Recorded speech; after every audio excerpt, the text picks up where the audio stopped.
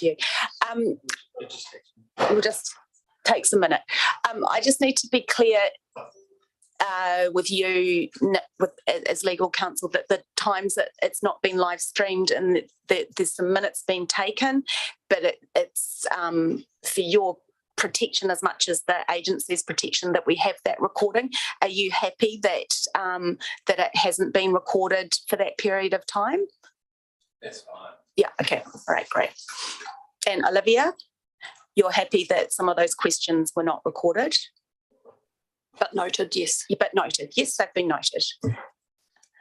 I would like to ideally, I'm fairly comfortable with what's written to not be recorded, but ideally if we can keep our questions recorded, it's probably quite easy for people to refer to the line items without necessarily referring to the figures for future questions because we've got all the figures in front of us.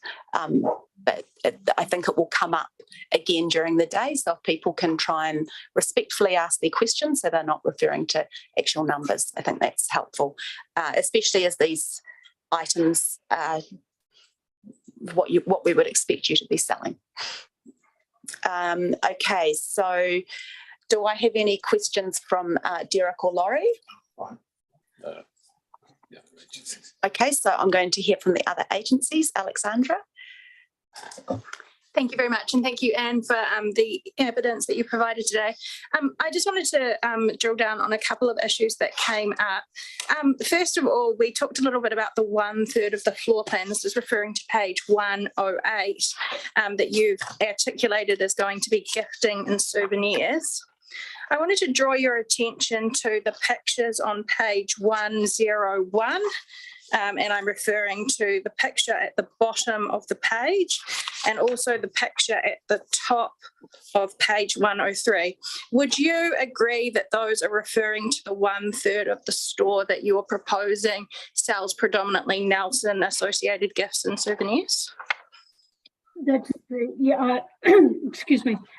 Yes, that's the section of the store, but please also understand that should the license be successful, that we would actually re-merchandise the space and change out some of those fixtures and products. Sure, but currently I note the display of drinks for sale, presumably beverages that you can purchase while you're in the terminal, Cokes, etc., and also children's soft toys, which don't apparently have any reference to Nelson. So would you agree that there's currently less than 1/3 of the store that is actually displaying and selling Nelson-based products? From looking at the photo, it would appear that in that space there are some other items that are non-local, but as I mentioned, we would be re-merchandising the store. Right, but obviously we're going against the application that we have in front of us. So just to clarify, based off Olivia's questioning, we have less than 7%, I think, of the just over 7% of the store revenue that's associated with gifts and gourmet food. And then you've also argued that a small proportion of the health and beauty, which currently sits at 7.9%, would also potentially be locally based. So we're looking at less than 10% of the store that would currently be selling gifting items or gourmet food that could in any way potentially possibly be associated with being complementary to alcohol. Is that correct? Well, in its current format, yes. Sorry, I can't hear. In its current format, that's how the sales figures appear. But as I said, we don't always have the sales don't always match up floor space to actual dollar value of sales. We do have some stores where the sales figures are higher than the space allocated as a proportion of sales, and we have stores where it's a lower proportion of the of dollar sales compared to space in store. Sure. I just wanted to also go back to the Dunedin store. Obviously, there have been some parallels drawn with Dunedin. I just wanted to understand a bit more about that. Am I correct in saying that Lagardère operates both a relay store and the Discover Dunedin store within the domestic terminal at Dunedin Airport? Yes, Okay, thank you for clarifying that. And am I correct in saying that these are two separate stores with a wall or dividing barrier between them that makes it obvious to anyone walking in that they are in fact two separate stores? they're two separate tenancies. Yes, okay. And so they would have a separate till and separate staffing operating those two stores? Yes, that's correct. And would it be correct to say that the reason that the Dunedin store would be perhaps eligible for an off license, though I cannot speak to the application itself, but probably because it only sells gifts and souvenirs rather than attempting to sell some convenience items like newspapers or travel essentials that people might need when they go to the airport? Is that correct? Well, the concept, Discover Dunedin is a different concept to Relay. And so the liquor license was applied for under those circumstances. Sure. So I understand there are separate contexts, but looking at the law and under what criteria under the law it was permitted, would it be correct to say that was because they only sell gifting items that could be considered to be complementary to the sale of alcohol and don't sell other convenience items? Is that correct? I would believe so, yeah. Great, thank you for clarifying that. I just wanted to go back to point 18 of your testimony on page 80, where you say we will not range single serve products. Do I take that to be that you're not intending to sell any items that would be considered single serves of alcohol? That's correct. Right, and so I refer to point 16 above, where you say that you're going to sell sample gift packs that offer selection of smaller bottles. Would these smaller bottles be something that might be considered to be able to be drunk in a single serve? No, what I'm referring to is that some of the craft distillers actually have gift packs where they'll have 3 flavours of a spirit, typically gin, and they come in a 200 ml size bottle, so that the pack size is around about 600 mils. Okay, but each bottle within it only serves 200 mils. Is that correct? That's correct. And somebody will have to forgive me because I don't actually ever serve alcohol in a bar. But what would be a standard serve of alcohol in a bar? For example, if I went up to get a double of gin.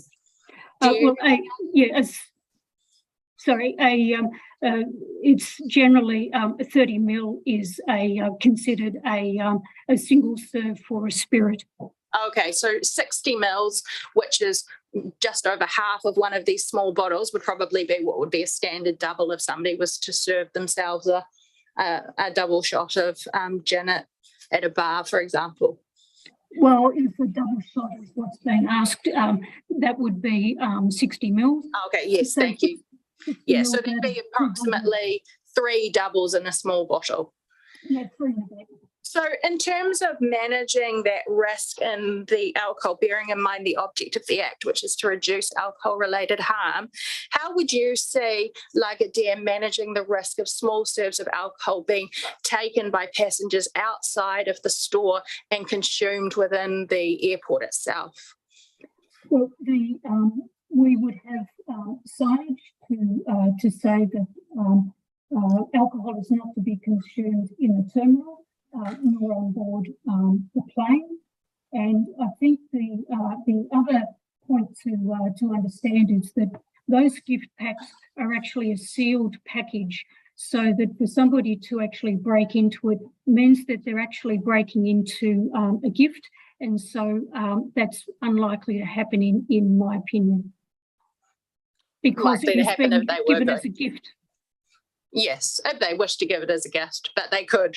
Obviously, it's wrapped up in something. They could open it up if they wished because they were bored or their plane was delayed or it was cheaper than buying the beers at McCashin's across the terminal. There's nothing to prohibit them from opening it within the terminal other than the signage that you're proposing. Am I correct in saying that?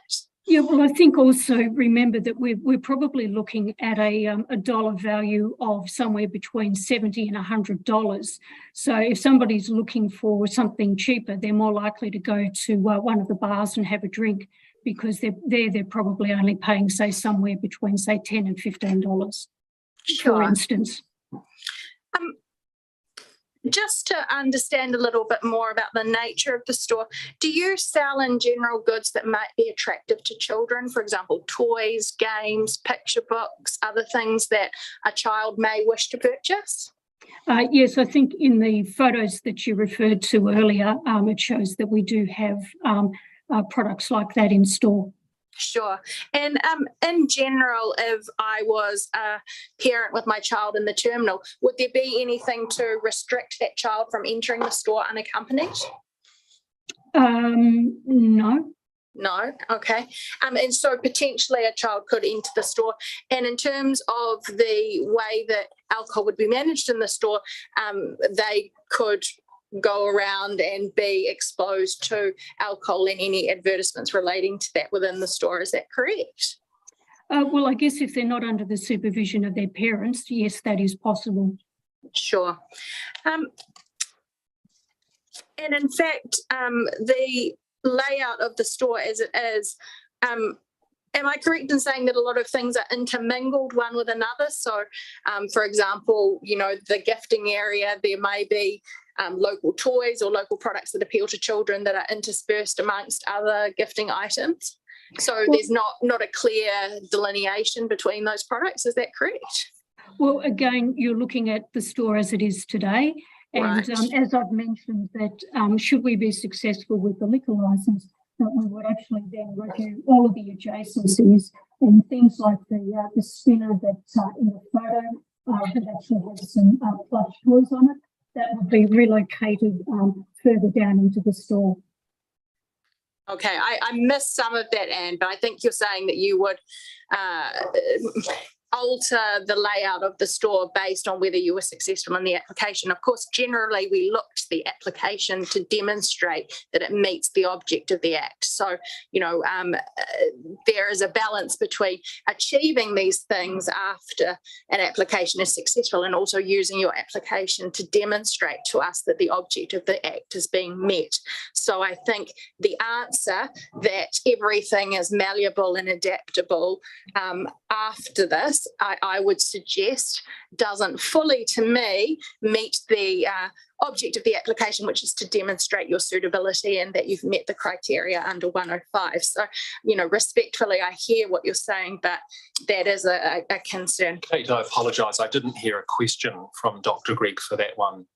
Yes, my question is, what I started off with, which is how does the delineation of the layout of the store currently meet the object of the Act, which is to reduce alcohol-related harm by not exposing to minors or unaccompanied children who may enter the store alcohol or other related products. And I think the answer we heard from Anne is that respectfully it doesn't at the moment, but it could all change. Alexandra, I'll get Anne to repeat her answer because it was a little bit hard to hear again.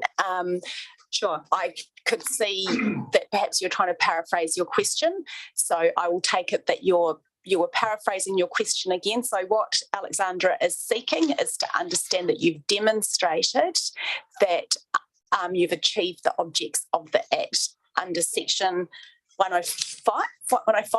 You'll have to remember that I am a layperson. I am not a lawyer or a judge, and I'm doing my best with the different sections and the jargon, but that is helpful for everyone here because we are all lay people apart from yourself, Nick. So we are all trying to support this process whilst understanding the law.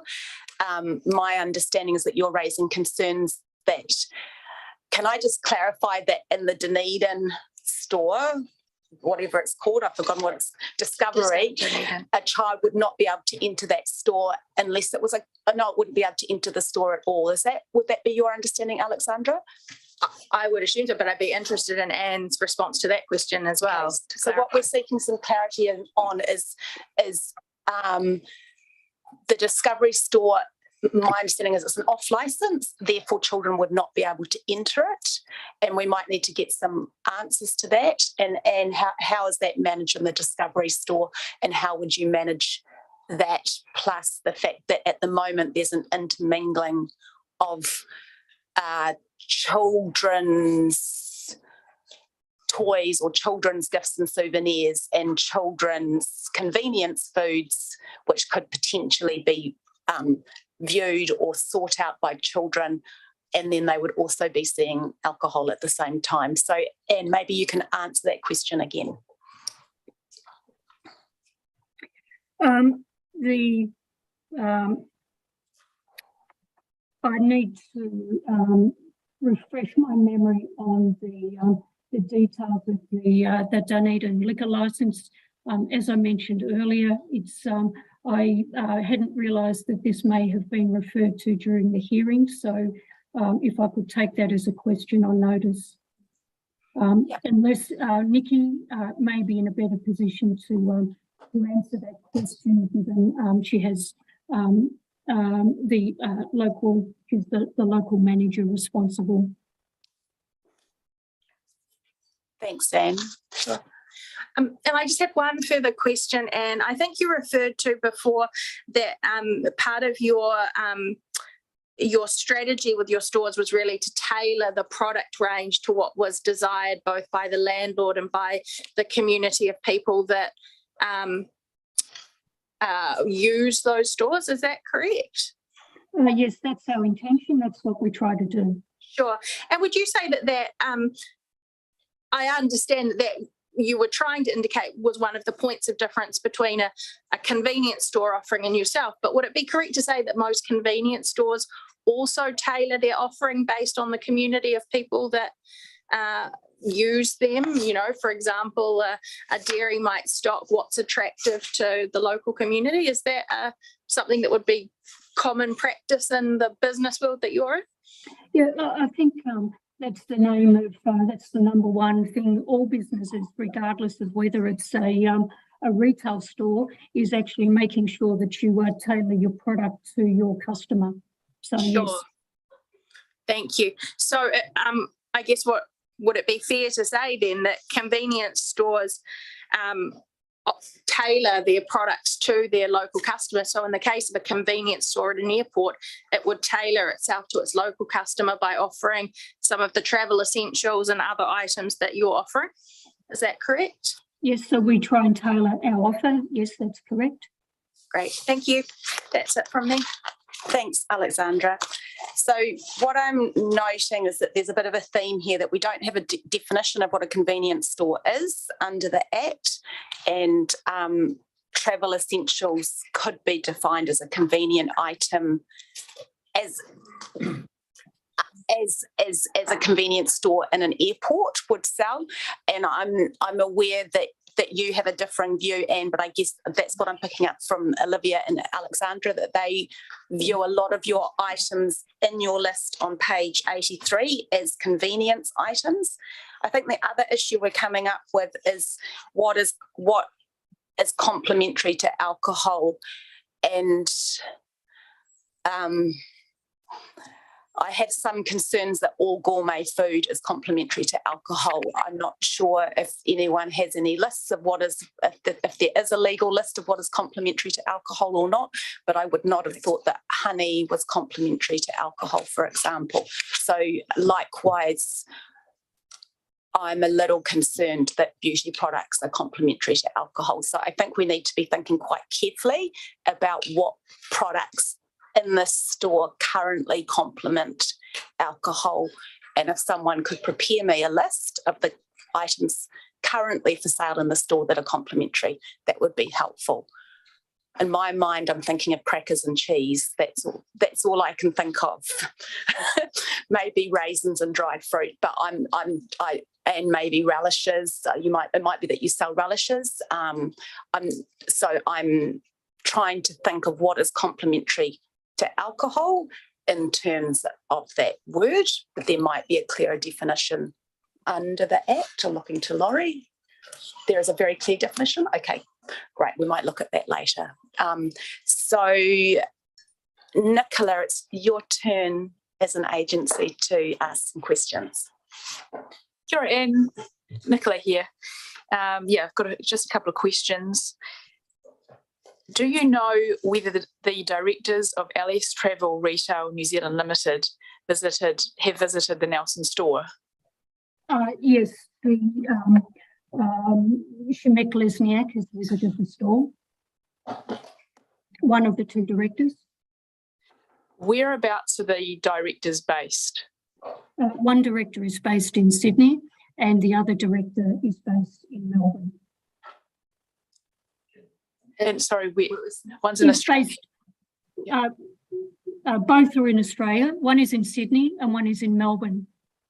Okay, that's great. So we've had one director that's visited. Could I also just add that the second director has only been a director of the business since the 1st of May 2022. Okay, thank you. During my inquiry into the application, I sent some questions to the agent for the applicant. I'm just wanting to ascertain who was involved with answering those questions, whether it was you, Anne, or your colleague, Nicola Page. We were both involved with the answers to those questions. Okay. I'll just carry on with a couple of further questions then to you, Anne. So through my correspondence with the agent, I asked the question around the Discover Dunedin store to ascertain whether it essentially mirrored the Nelson store. Am I correct in saying that Discover Dunedin does not stock snack foods, soft drinks, lotto tickets, tobacco items, newspapers and magazines? It doesn't stock lotto magazines. There are some local drinks. And sorry, what was the other category you mentioned? Confectionery. Only local confectionery, not the what you would call chocolate bars from the multinational brands. Okay, not the mainstream chocolate bars. Correct. And no soft drinks either. Not mainstream cold drinks. No. Okay. Also, through my correspondence with the agent, I put a suggestion forward. It was a telephone conversation around a suggestion of potentially creating a separate shop within the existing footprint of the store. And that would specifically be a giftware store that would hold an off license. This suggestion was taken back to yourself and Nicola, and I was advised that this was declined and you wish to continue with the application as lodged. I'm just wondering why the suggestion was declined. Because of the space it would take to actually reconfigure the store, put up walls and put up a point of sale counter that would actually reduce the store size fairly significantly from our perspective.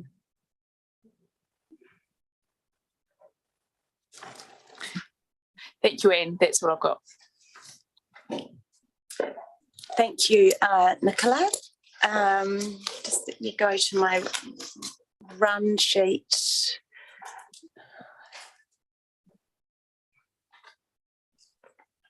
I'm just going to pause for 1 second.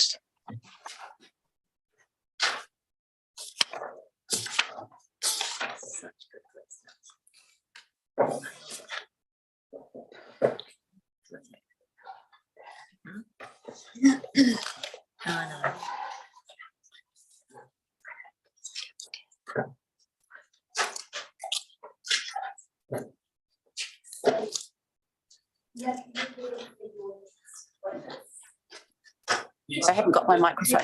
I don't have any further questions for Okay. so yes, that's convenient.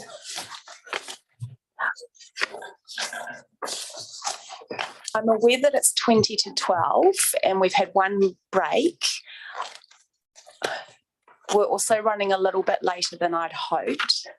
I think what we will do is hear from Nikki, and then you have Kim as well.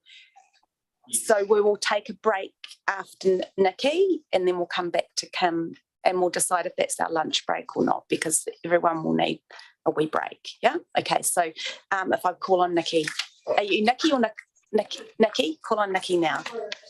Yeah.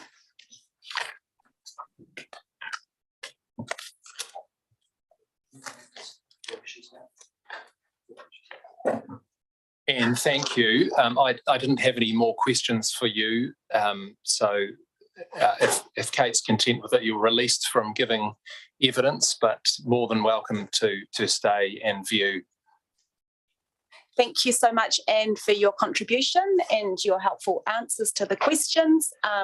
You're welcome to stay and observe the meeting if you'd like to. Otherwise, I'm sure someone will update you. Thank you. Thank you. Would you like to swear or affirm? I'll swear. You place your hand on the Bible. Do you swear by Almighty God that the evidence you're about to give regarding the matters before this committee will be the truth, the whole truth, and nothing but the truth? I do. Thank you. Okay, so I, Nicola Lee Page, Operations Manager New Zealand, state that I am the Operations Manager New Zealand at Lagaria AWPL. I'm also here today with my colleague Anne Steer to speak to the written application made by LS Travel Retail Limited, the applicant. This application under the Sale and Supply of Alcohol Act 2012 is for our travel and retail store to be issued a complimentary style off licence so we can sell a limited selection of local wines, beers and spirits. I am authorised by LS Travel Retail New Zealand Limited to give this evidence today. In my evidence today, I will talk about the operational aspects for the store, in particular including the following two things: our suitability to hold an alcohol licence and why we meet the requirements to hold an off licence, and some further aspects about the story of the Nelson store, where it is today and how it will operate into the future. So as an introduction and background, we have two shareholders that each own an equal share in LS Travel Retail New Zealand Limited. The first shareholder is Lagaria Travel Retail, a French publicly listed company established in 1852 and is headquartered in Paris. It operates in 42 countries, with each country managed by a local senior management team. Our second shareholder is 22 Tango Pty Limited, which is privately owned by Konstantinos Michael Kouros, the former owner of AWPL Retail Solutions Limited, New Zealand, which is now being consolidated as part of the Lagaria AWPL group. AWPL Australia has also been consolidated into Lagaria AWPL group, and this consisted of 52 stores owned by Konstantinos Kouros. I am one of the local senior management team at Lagaria AWPL. My role is the operations manager for New Zealand. I've been employed by Lagaria for over 23 years, and I oversee all our New Zealand operations, including travel retail stores, food service, and duty-free stores. LS Travel Retail New Zealand Limited, the applicant, has two directors, being Przemysław Lesniak and Konstantinos Kouros. I have been given authority to speak on behalf of both directors. Could I just get you to pause there, Nikki? Yes. I just wanted to show you a document, please. Thanks, Michelle.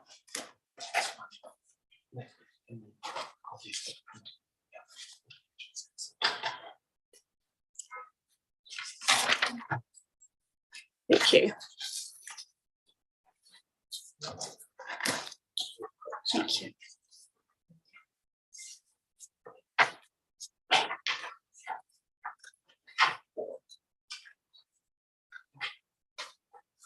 Thank you.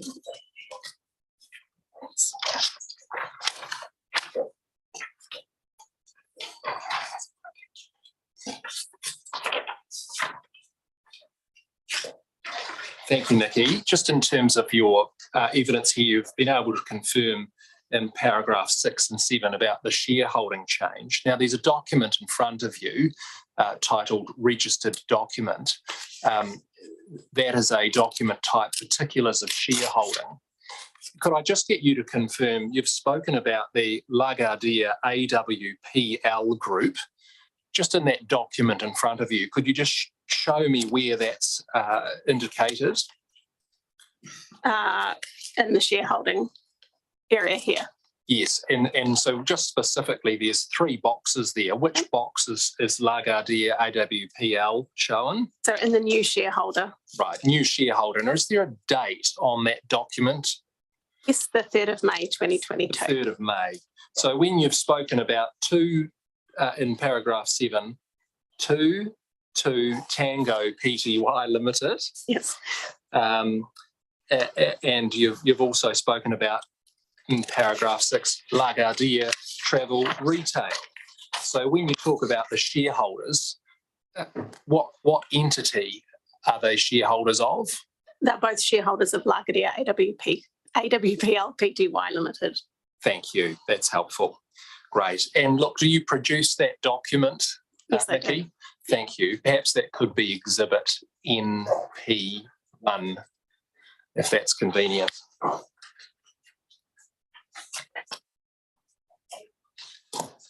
Thank you, Nikki. No problem.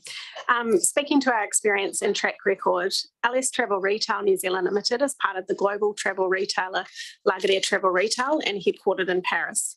The company was established in 1852 and has operated in New Zealand since 2011, where we operate retail stores in 10 airports across the duty-free, travel essentials, specialty and food service channels. As a public company, the group has a strong approach to compliance, including a separation of duties and annual internal audits conducted by corporate head office to ensure compliance to the established systems and procedures across all areas of the business. We are committed to complying with the object of the Act to ensure the safe sale, supply and consumption of alcohol and minimisation of any alcohol-related harm. We take a professional approach to all of our licenses, including engaging specialist assistants from Hospitality Licensing Limited, who assisted us to make this application, including to set out in our application the matters this committee needs to consider under section 105(1) of the Act. In particular, Hospitality Licensing Limited assisted us to scan the local environment and the locality to ensure that these premises would minimise alcohol-related harm. They also assisted us to proactively engage with questions from the reporting agencies. We also have good experience and knowledge of this area already, with the Nelson store having operated in its current location unlicensed for a number of years already. The directors of LS Travel Retail New Zealand Limited are responsible for 25 liquor licenses that cover 37 premises across New Zealand and Australia and include 5 stores that operate in international airside locations that are not required to be licensed. Of these, there are 4 premises in New Zealand that currently hold a liquor license and include 2 on-premise licenses at Christchurch Domestic Airport, 1 off-premise license at Dunedin Domestic Airport, and 1 off-premise license for online sales operated from Christchurch Airport and servicing New Zealand. Just to pause you there, Nikki, Yes. You've just referred to there a number of licensed premises that you operate. At 16.2, you're referring to an off-premise license. What premises is that? That is the Discover Dunedin store. And can you confirm the category of off-license that's held by Discover Dunedin? My understanding is it's a complimentary off-license. It's a complimentary off-license, thank you. Look, if you could continue then, please, paragraph 17. Yes. LS Travel Retail New Zealand Limited has never had any issues with any of its New Zealand licenses and never received any enforcements, warnings, fines or suspensions. A further 5 premises that we operate are located in international airside locations, which do not require a liquor licence under New Zealand law and include 4 duty-free operations in Christchurch, Auckland, Queenstown and Dunedin, and 1 cafe and bar in Christchurch. I manage the New Zealand business as the senior local manager and I'm based in Christchurch. I've been employed by the business for over 23 years and I've held a manager's certificate for 2 years, having completed the LCQ course 2 times in the past 10 years. I ensure I keep up to date with all requirements of the Act. I'm responsible for all store operations across New Zealand and all the store managers report directly to me. I work closely with all store teams to ensure the day-to-day compliance is managed. In all my scheduled and unscheduled visits, I check compliance checks visually in the stores as well as reviewing their records. I expect high standards of all my staff and their teams, particularly when it comes to compliance with the sale of alcohol. Nikki, could I just pause you there? So from what you say here, I am responsible for all store operations across New Zealand and all store managers report to you. That's what you're saying here. So for the Nelson store, would that be the same? Correct. One of the areas of questioning with Anne Steer, just wondered if you could assist us as well from your perspective as the operations manager. Could you help give an insight for the committee as to how the Nelson store would look and operate if it's granted an off license? In terms of the way the store would be configured? Yes, Yeah. particularly. Yeah, so essentially what we have done preemptively, hopeful that we will be granted a license, is we have drawn up elevations to realign the store, rebrand that third of the store, more in line with the Discover Dunedin look and feel, which is where we brought the Discover Dunedin store into the story, was just to show what we've done, because Discover Dunedin didn't look like that this time last year. It was redone in terms of wanting to get a license for the sale of liquor. And we would completely change the branding that we use on the store to be more of a gifting look and feel, completely realigning where some of those travel essentials products are positioned today. Certainly the drinks fridge, the toys and all of those things at the end of the store would be completely gone and moved to the other end of the store. Nikki, just one other question at this stage. There's been some discussion and question from the committee about local sales and questions asked of Anne about the region within which producers would come from. Could you describe whether you'd be willing to have any restrictions on the alcohol sold in the store based on the region that it's produced in? Oh, absolutely. There's no intention from us to have anything other than what is truly local for the market. That's the brief that the airport have given us. That's what we know is needed for the store to be a true celebration of the Nelson area. I know that in the application and comments, you know, we've broadened that a little bit, which was probably not as accurate as it needs to be. But yeah, we're completely open to that, and we would only want to work with the most local people, which is what we've done in the other areas. And thinking about that, being open to that condition, has that ever been suggested to you by any of the reporting agencies? Not that I am aware of. Okay. Thank you, Nikki. Perhaps then let's focus further on the operation of Lagardère's business. And perhaps you could continue. I think you were there at paragraph 20. No, 21. The management of the New Zealand stores is structured with a store manager, team leaders and team members. The store manager is responsible for ensuring the day-to-day management of the store.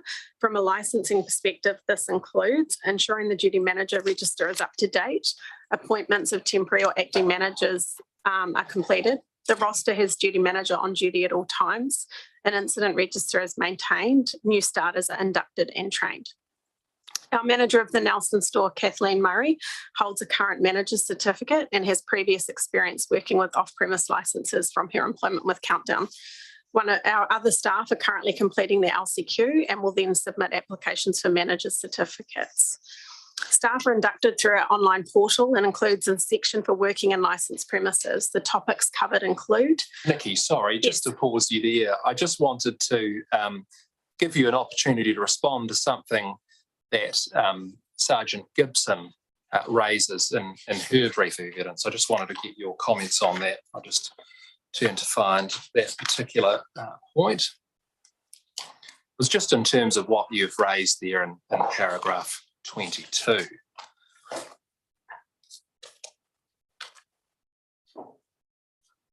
This is what the sergeant says in her evidence, or will give in her evidence. She says the application does not provide sufficient information regarding the day-to-day running of the store The person listed in the application as the store manager is also listed as having a duty manager certificate.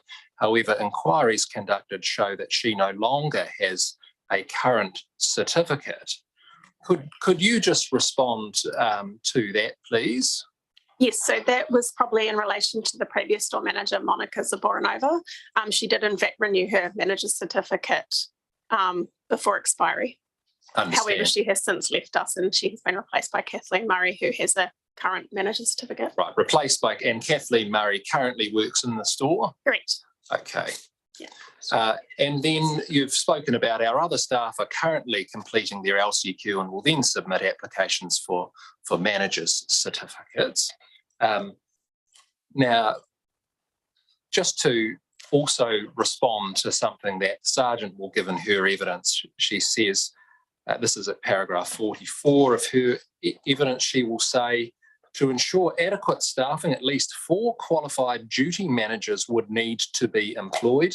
The application lists only 1 duty manager, and that named person no longer holds a current manager's certificate. It is, in my experience with talking to numerous licensees in the Nelson area, that qualified duty managers are very hard to find in the current climate. So just thinking about how the store will operate, could you respond to that comment by the Sergeant, please? Yeah, absolutely, and it's a valid comment. Because we operate so many licensed venues and we work in travel retail, things change all the time. So it's now a policy that every employee that we have that works with the service of alcohol, regardless of whether they will go for a manager's certificate, goes for the LCQ certificate. Which enables us then to make sure that we pay, and we pay. So we don't put the onus on the employee. We actually provide paid manager certificate applications. In the instance of the Dunedin store, when we opened that, obviously we didn't have enough licensed managers qualified at the time. So we sent people from Christchurch who were licensed to manage the premises until they were suitably trained and certified, which we would do the same. Okay. Yeah. Thank you. Just lastly, the comment that the Sergeant makes about requesting to sell alcohol from 7 a.m. to 8 p.m. So that's the hours that you're seeking to be licensed within. Correct. And what's the current store trading hours at the moment? Currently we trade from 6 till 5, except on Fridays, which we trade till 8. That may change.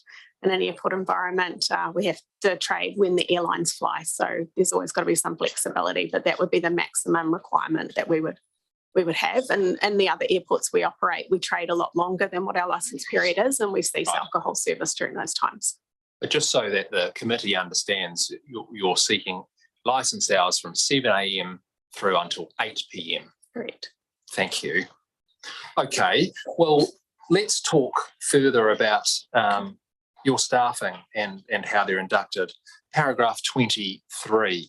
Yes. So staff, like I say, we go through the online portal. These topics include what you need to know, i.e. licensing is a legal requirement. All staff need to be aware of their obligations and have an important role to ensure we follow all rules. What you need to do, provide a copy of current certification for our register and maintain. They need to be familiar with the liquor license conditions, trading hours, be familiar with the host responsibility plan, report incidences using the incident register. New starters are provided the host responsibility plan. Training records are reviewed by the store manager at the end of their first month to ensure new staff are up to date with all training required. A review of the validity of manager's certificate is monthly by the store manager, and staff are identified for refresher training and advise the completion target date. The business has recently introduced an online operational auditing tool that is completed annually, and one of the topics is a review of all liquor license records. The audit is completed by either me or another senior manager and is completed alongside the store manager. Audit results are reviewed by the operations director and follow-up actions are monitored for closeout. At store level, team members refer to age charts and ask for proof of age if a patron appears to be under 25 years of age. The team are trained and understand they are authorised to refuse service if a patron is under 18 years, is intoxicated or behaving inappropriately. The team are trained to refer any concerns to the duty manager, who is responsible in overseeing alcohol purchases in the store. We also have the backup of airport security staff on site if they were needed to assist in any situation involving a customer who was not behaving appropriately. The nature of the licence we're seeking at the Nelson store is low risk in my view. With all the above processes and procedures in place, I consider we are both eligible and suitable to have our application granted. Nikki, just before answering some questions from the committee and other reporting agencies, I just wanted you to help the committee, please. Some comments that the Sergeant has made around security and the layout. Firstly, do you have a copy of the bundle there that Yes. you're reading from? Yes, Excellent. Could I get you, please, to turn to page 50 of the bundle? I beg your pardon, page 48.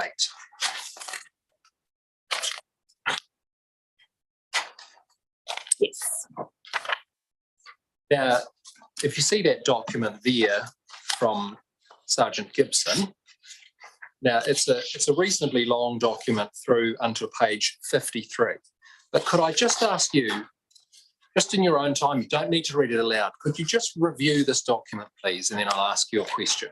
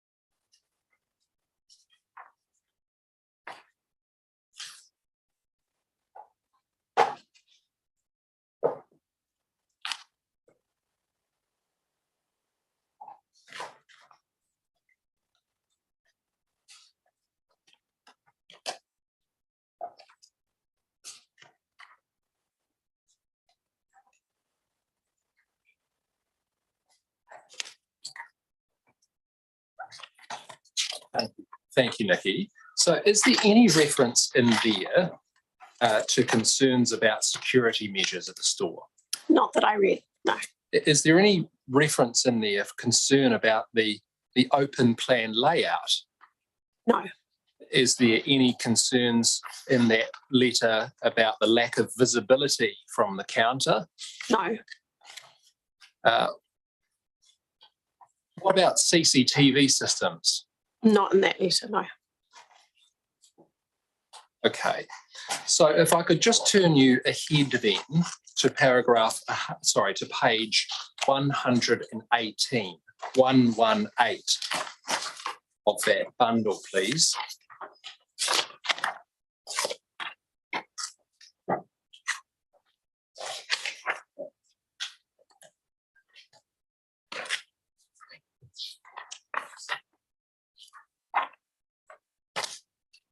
So do you have that there, page 118? Yes, I do.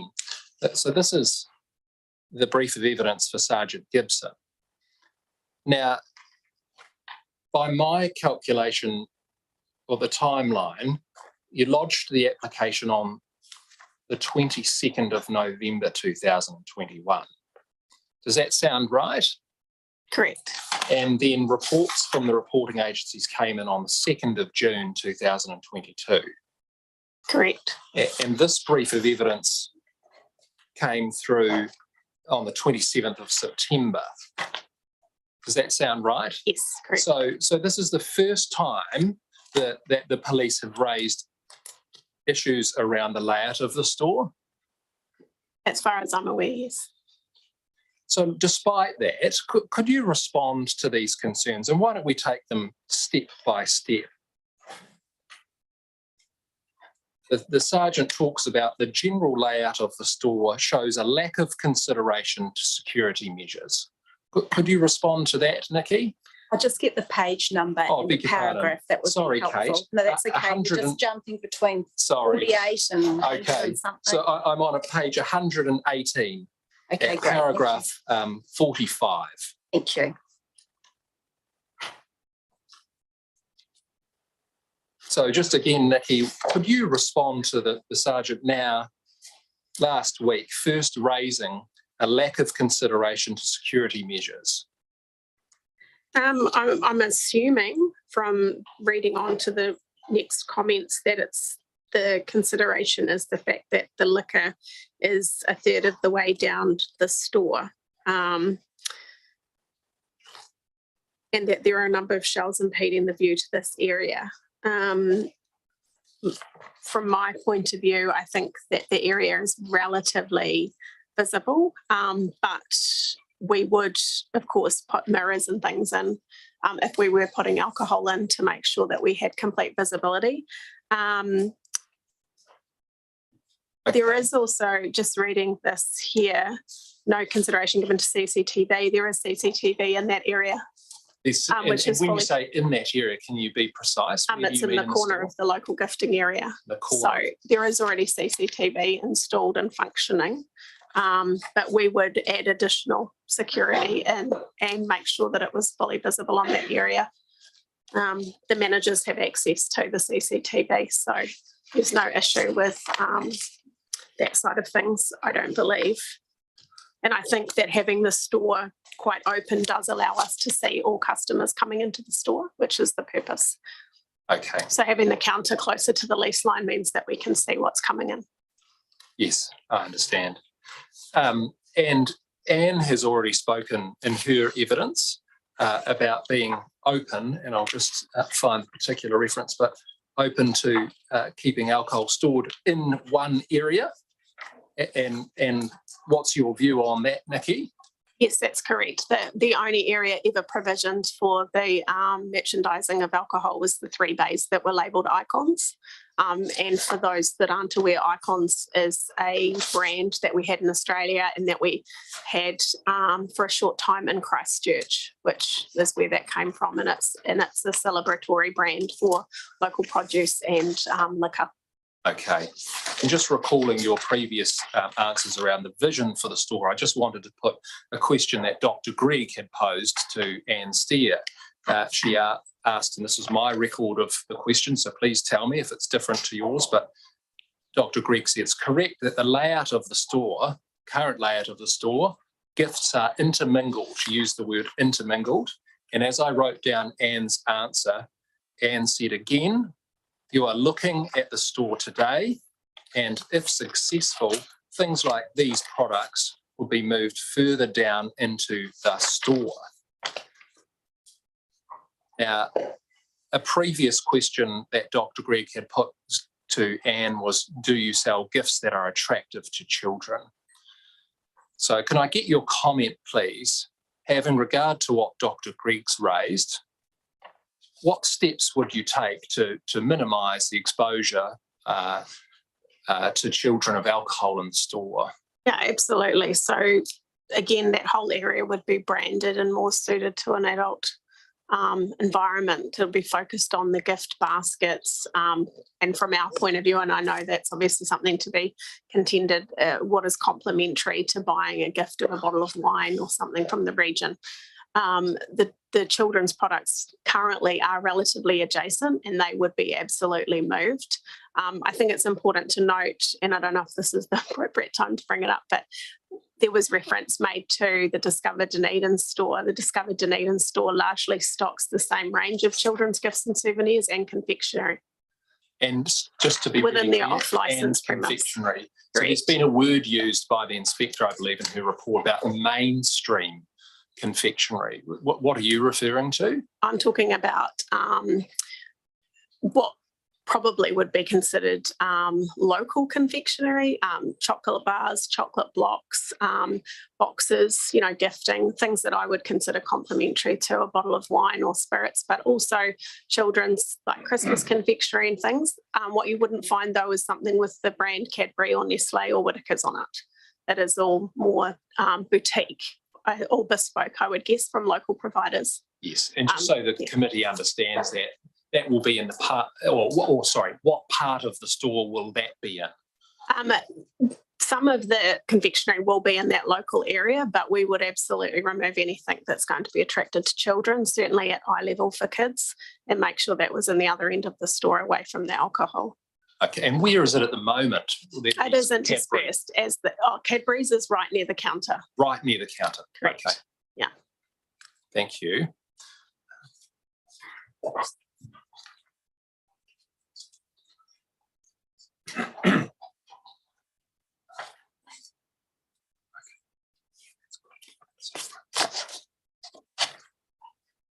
Thank you, Nikki. I didn't have any further questions for you, so if you could just remain for questions from the committee and the reporting agencies, please. Thank you, Nikki. I'll start. Do you want to go first, Laurie? I just have, just picking up on the questions Nick's asked. So I'm looking on page 161, where it says Discover Local Gourmet, Discover Dunedin in the background, and I can see that there's what I presume is local branded confectionery. There might even be some honey there. There is a lot of honey. Yeah. So that's what you're saying would be down in this section, in this 30% section which you've designated on page 108. You'd expect to see something looking similar to that. Correct. So that this was only included, I guess, to try and help the decision makers understand the vision of that part of the store, and how, whilst we didn't wish to put a wall in for operational reasons, we wanted to completely delineate the look and feel of that area. So it truly was a bespoke gifting area. That's helpful. So when I look at these figures or pictures 161 and 162, to me they look quite a lot like what I would call a duty-free store.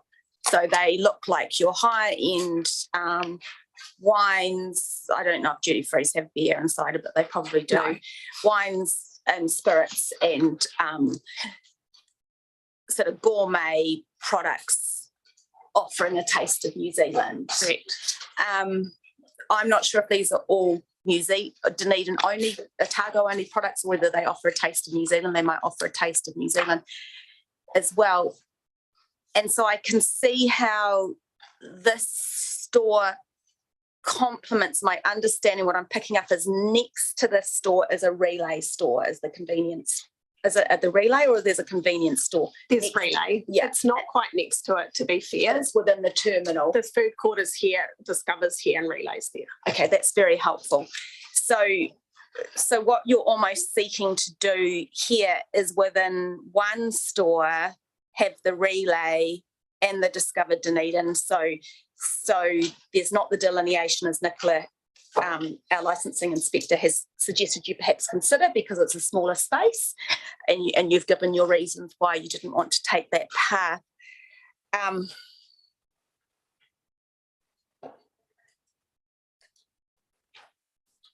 But nonetheless,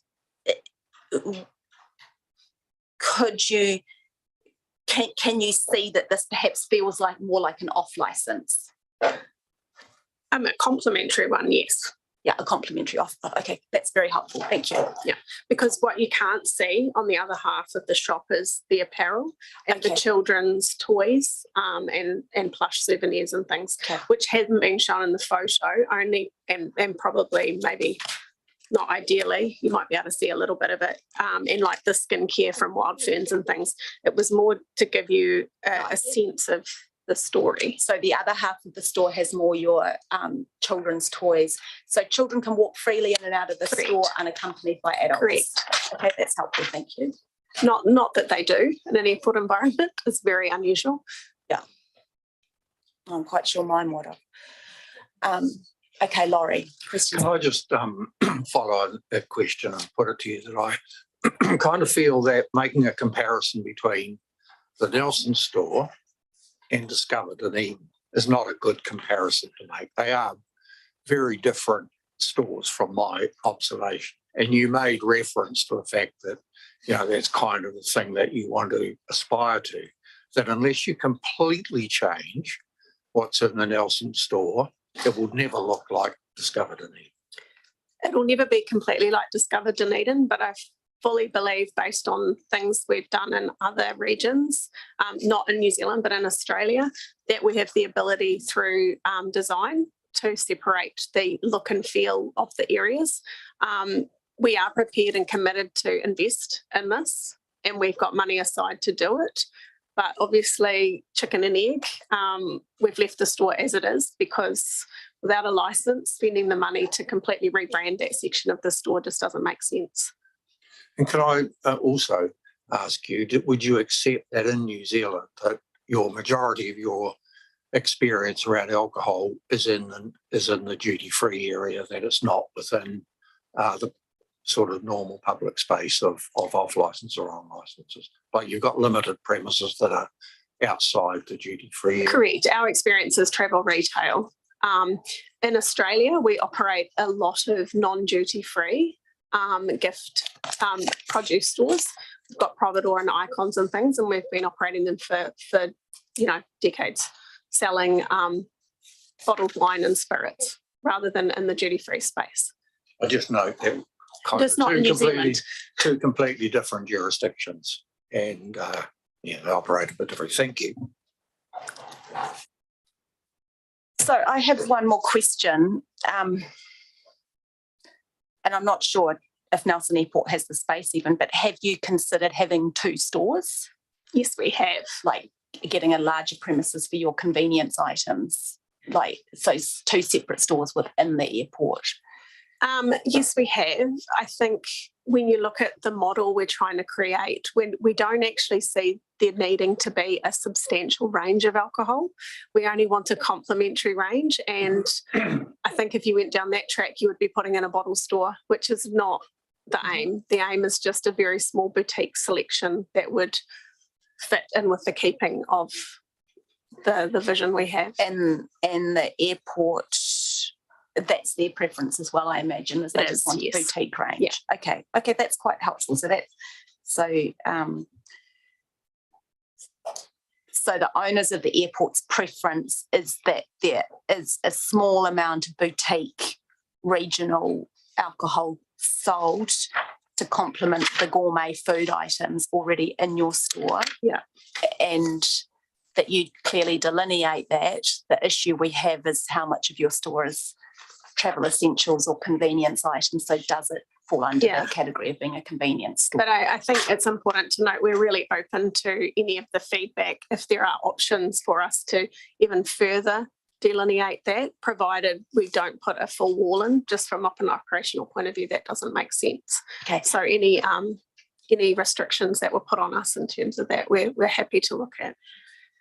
In terms of your hours of operation, why have you requested 7 till 8 p.m. when the store's currently only open till 5?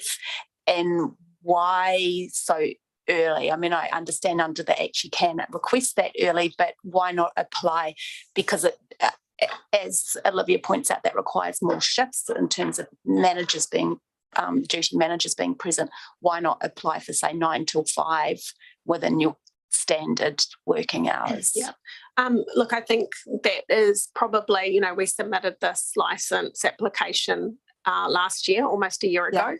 And with COVID and changes to Air New Zealand's flight schedule, our trading hours have changed in the last few months. So that's why there's a bit of a difference now in what we applied for to what it is. But airlines, once the schedule come back, will probably extend it. I mean, again, we're completely open if that was a condition and the committee felt it was a better approach to reduce those trading hours, then we would have no problem with that.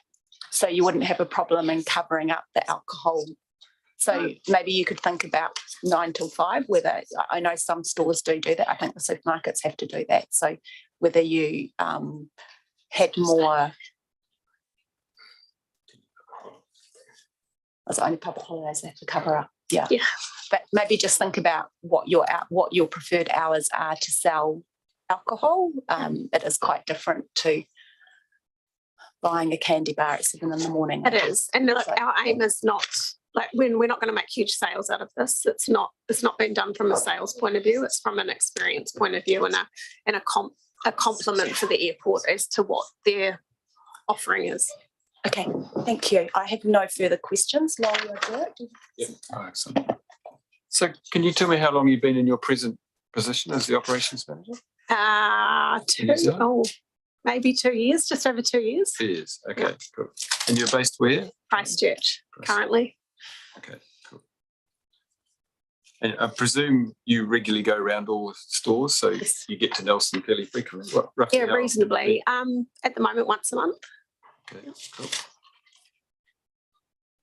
So I just wanted to ask you a question about Christchurch. So you mentioned there's an off license for online sales. So presumably that's not accessible by the public at all. Is it somewhere operating out of a back room somewhere?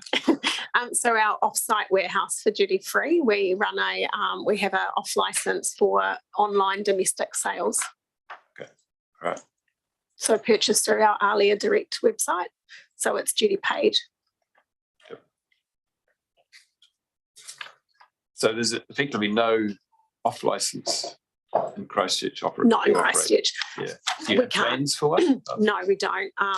There's restriction of trade from Progressive Enterprises on that. So there is no off licence allowed under their lease agreement with Christchurch Airport and City Council. Okay. So in your earlier responses, you indicated that the children's stuff that they're more likely to be interested in will move towards the counter end, the northern end, if I can call it that, and that you'll keep what was indicated earlier for the redevelopment and so on if this license is granted. So, is that right? So, yes, correct. Okay. So was that, you mentioned that mainstream companies, chocolate, for instance, and you chose Cadbury's would be up at that children's end. When you put Whittaker's, for example, I'm not quite sure whether they're mainstream now or very much mainstream. Yeah, that's what I thought. So even though their pricing is boutique. They're spread in quite a few places, aren't they? Maybe they're just filling up empty spaces, but they would definitely move. Whittaker's is already down the far left-hand side. Yeah. It's not in that gifting area. No, I saw some that was probably close, I suppose, the other day, but yeah. At the moment, all the front, what we call end caps, are filled with stock that we just put there for the now. Yeah. I thought that might have been the case, but yeah. I just thought I'd check. Okay, cool. So on this page 83, that's much discussed report of breakdown of the different sources of revenue, I guess. So when you look at that, what would, in your view, would be items on there that would be complementary to alcohol? Yeah, I've got a subjective view and it's a little bit different, and I guess it's because I'm looking at it from the story point of view and I think about Discover and I think about the gift baskets. So for me, a candle, a book, a bag of boutique almonds and a bottle of wine is complementary, and that's where I'm headed with it. Understandably, from this listing point of view, if you're just thinking about grabbing a bottle of wine at the end of the night, you would predominantly say a newspaper is not complimentary, but from a gifting point of view, I see that we have a huge amount of opportunity with the product range we can put in there that would complement it like we have in Discover Dunedin. And can you elaborate a little bit more on what some of those new Yeah, so items do? the honey, actually, there's a lot of boutique honeys, Muteri jams. We've got, I probably wouldn't do the Pix peanut butter. I don't think but in a gift basket, that would probably be complimentary. I definitely think books when you're looking at a gifting season, for Christmas, Father's Day, all of those sorts of things.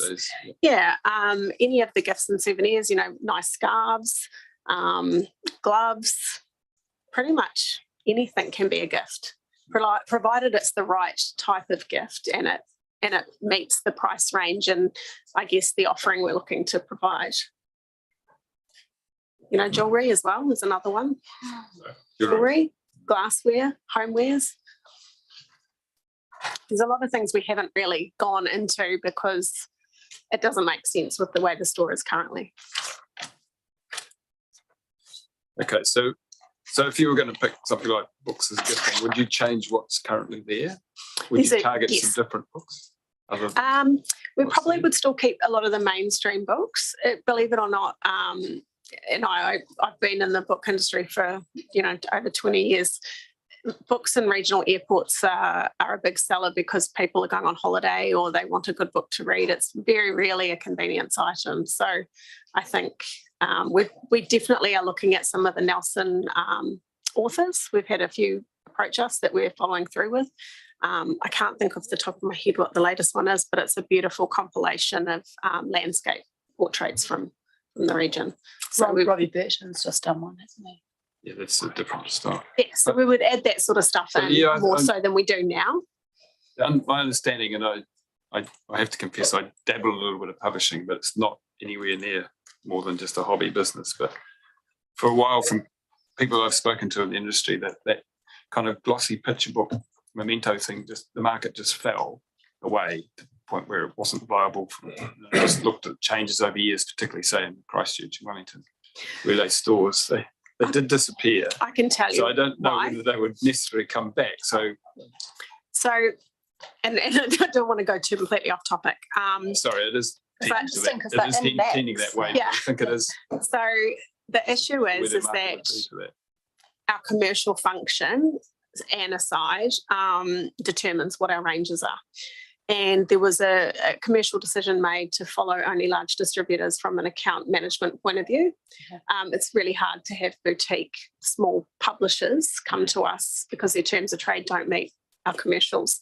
However, with these new, what we call local projects, so the Discover Dunedin store, Icons in Christchurch, Queenstown Duty Free has just we've put in a boutique local gifting area in there, Christchurch Duty Free as well.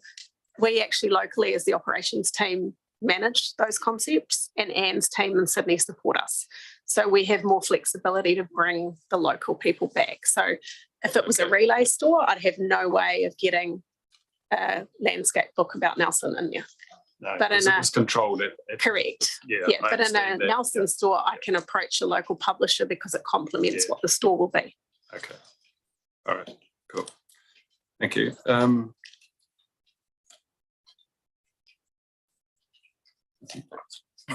One more ahead.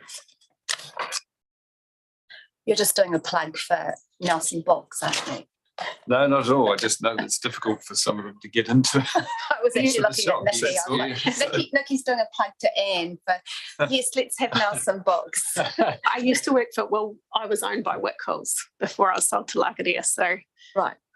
Books was my previous. Books was your thing. My life. Okay. Oh, right. Yeah, okay. Fantastic. Yeah, and that did get more centralised. Yeah, nearly convinced me that books are complementary to alcohol. I'm keeping a very open mind about it. Yes. All right, thank you. I think you've responded to my questions. Thank you very much. No problem.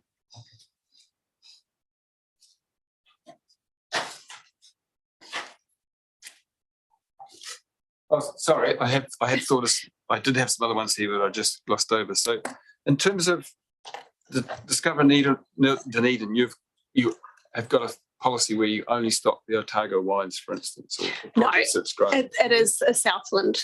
So we do have Otago. Yeah, wider Otago and Southland. Yeah. But that's in conjunction with what the airport were happy with. So Well, they are Otago regional. So they would stock Oamaru, but not Canterbury. no, we don't. And they have don't Canterbury. stock West Coast. No. Because Otago's a much bigger region than us. Yeah. Yeah.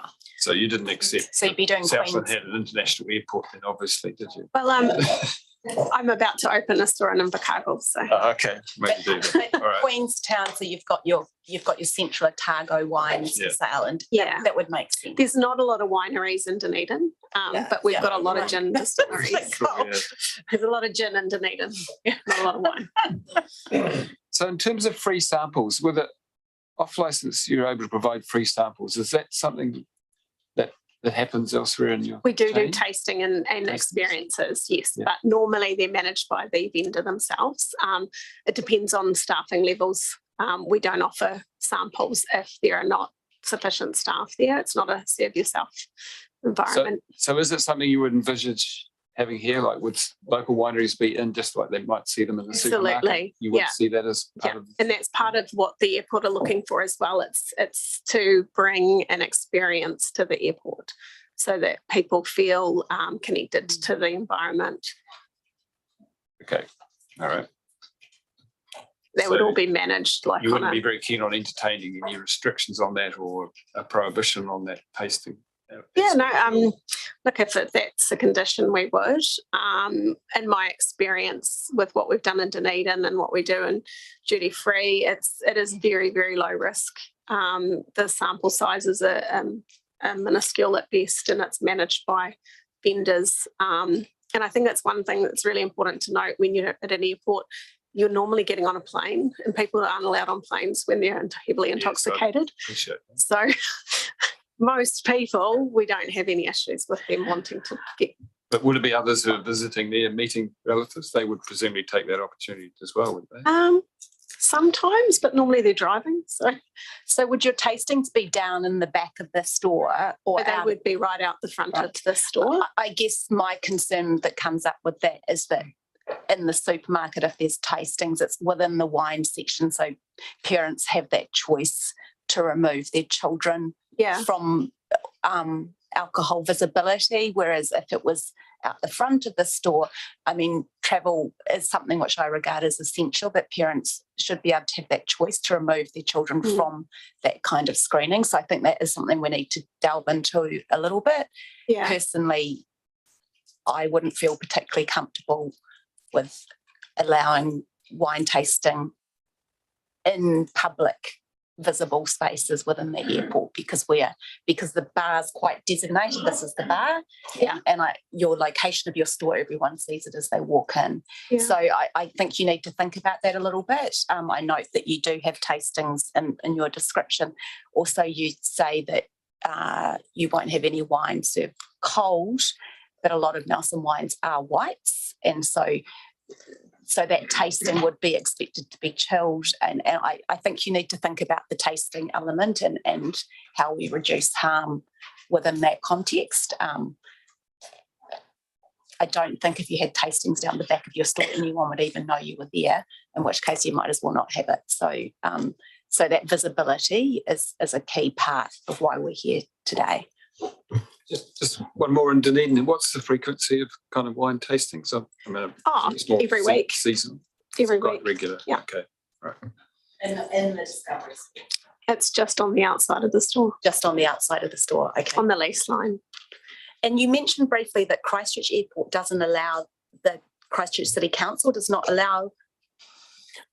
It's not to do with the license. It's the fact that Progressive had it written into their lease from a competitor point of view that they they couldn't have another off license within so many kilometres because it would be too competitive for them. So it was part of their rent deal. So Progressive has the off license in Christchurch. Countdown.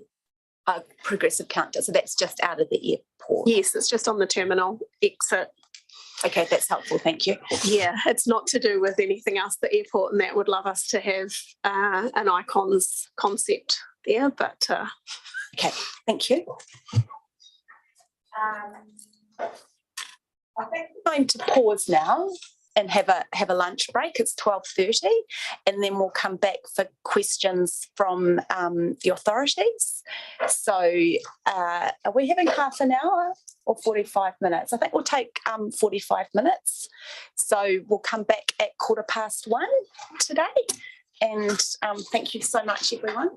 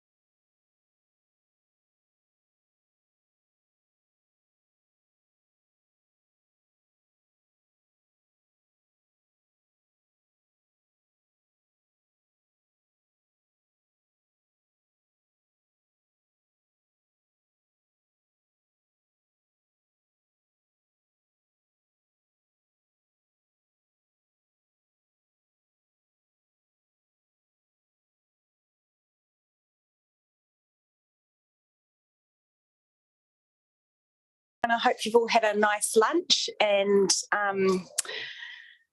maybe popped outside and got some fresh air. Apologies, I'm a few minutes late back. We're going to carry on with cross-examination of you, Nikki, and I'll start with Olivia, if that's okay. Hi, Nikki. Hello.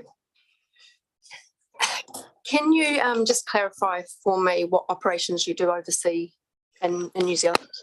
All of them. All of them. So All of them for Lagaria AWPL. So that's airport stores, the retail stores, and the duty free. So Yeah, so we're only in retail stores, and sorry, we're only in airport stores in New Zealand, but it's every concept that we have within New Zealand I oversee. okay. And when you talked about having stores within 10 airports, are you including international and domestic as two different airports?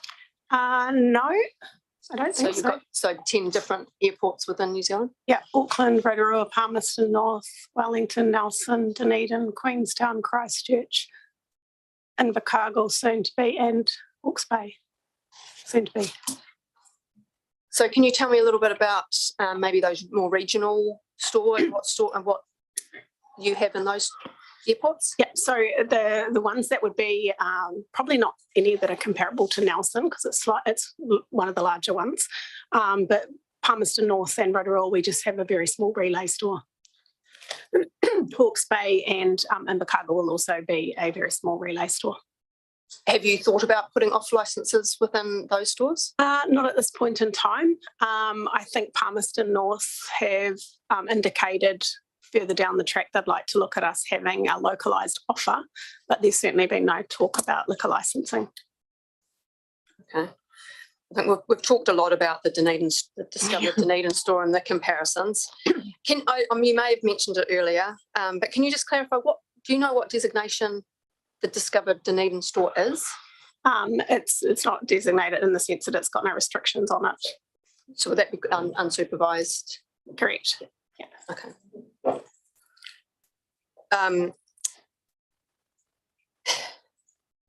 Your council mentioned about my brief and some differences. There was some things in there that have only just been brought up in regards to duty managers. I was inquiring into the application, which I had in front of me, and in that application it mentions Monica, Yes. who I have met.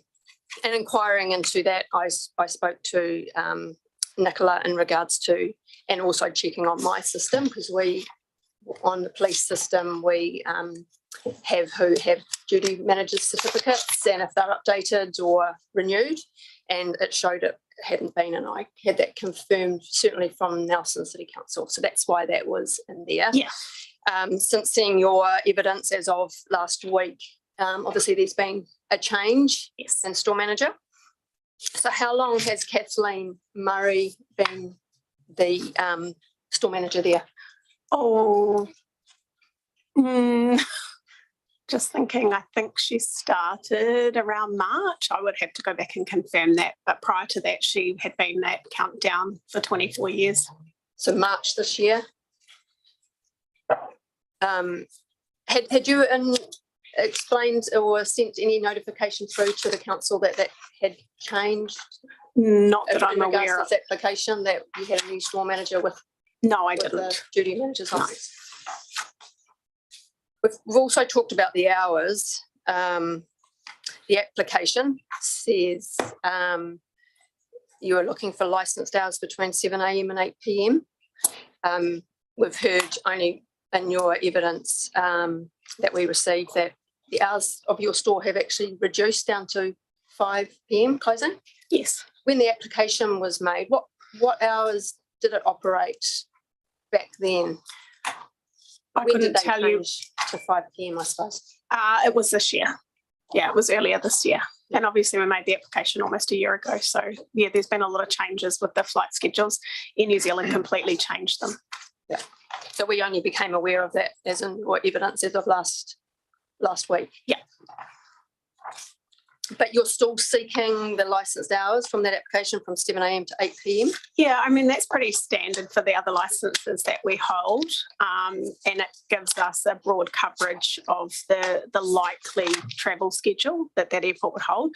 But like we mentioned before, we're quite open to a reduced amount of hours if that's a consideration to minimise that risk. Yeah. If the flight schedules increase, which I'm picking they probably will you look to increase your store opening hours as well and to align with that? We actually have to. In all the airports, our leases are bound by the travel schedules, so we have no ability to maintain our own trading hours within our leases. So if you agree to a 5 p.m.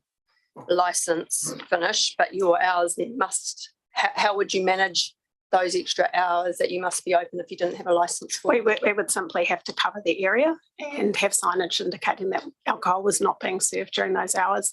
And it's something we obviously don't have to do it as much in our bars and cafes in Christchurch, but we operate outside hours that our license currently exists for, and we have to do the same thing. We just can't permit service of alcohol. I think grocery stores do that sometimes too. Yeah. It's the same like during Christmas and yes, those sorts of days. Yes, statutory holidays. So you'll do the same for that, obviously, for those days, yeah. To comply with the Act, can you just describe the staffing arrangement with the premises if you are asking for the 13 hours, 7 days a week? How would your roster look, restaffing and just the numbers? Basically, the intention would be that every staff member on for the day would have a manager certificate. So that's the aim these days.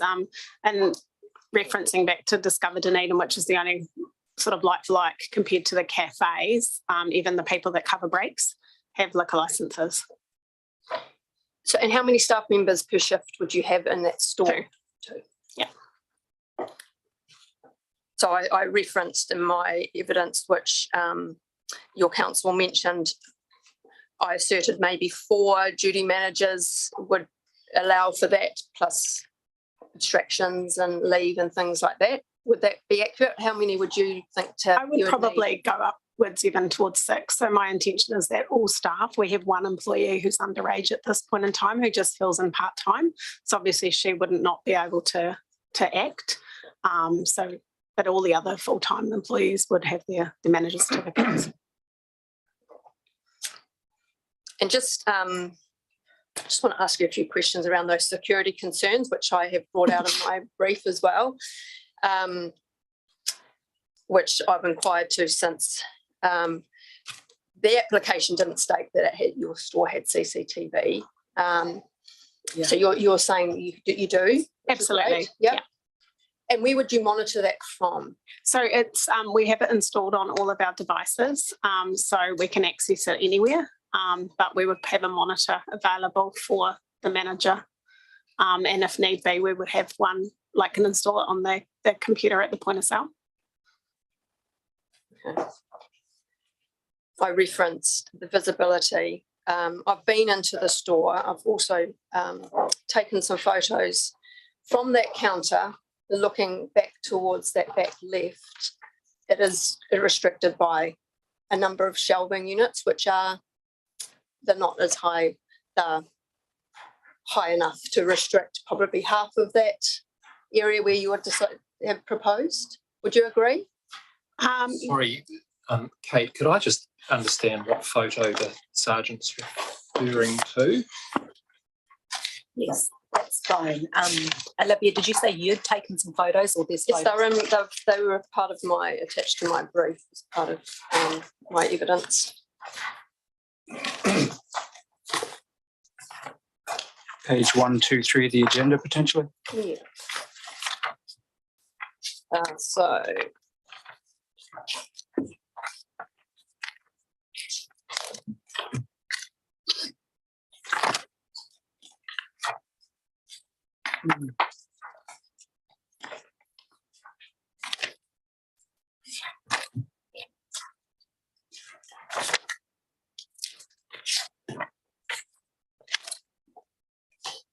So we're looking at page 128.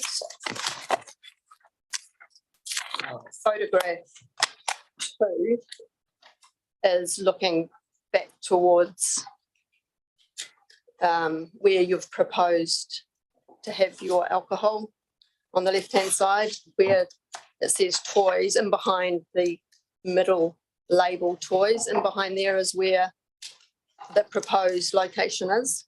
Yeah, I think the perspective of that photo is a little bit off. I think if you were looking directly at the toy gondola from that angle, yes, that blocks even more. I would suggest that standing back at the counter, there it is a bit more visible than what it is, but I can see what you're saying, that the bottom two cube area, I think, are a little bit hidden. And again, open to feedback if that's a condition for the license of relocation of that area to make it more visible. Or if there's anything else you believe that we could do to make it more visible to satisfy, we would definitely take that into consideration. Because I think photograph 3 on 129 is from the proposed location looking back towards the counter. The counter. Yeah.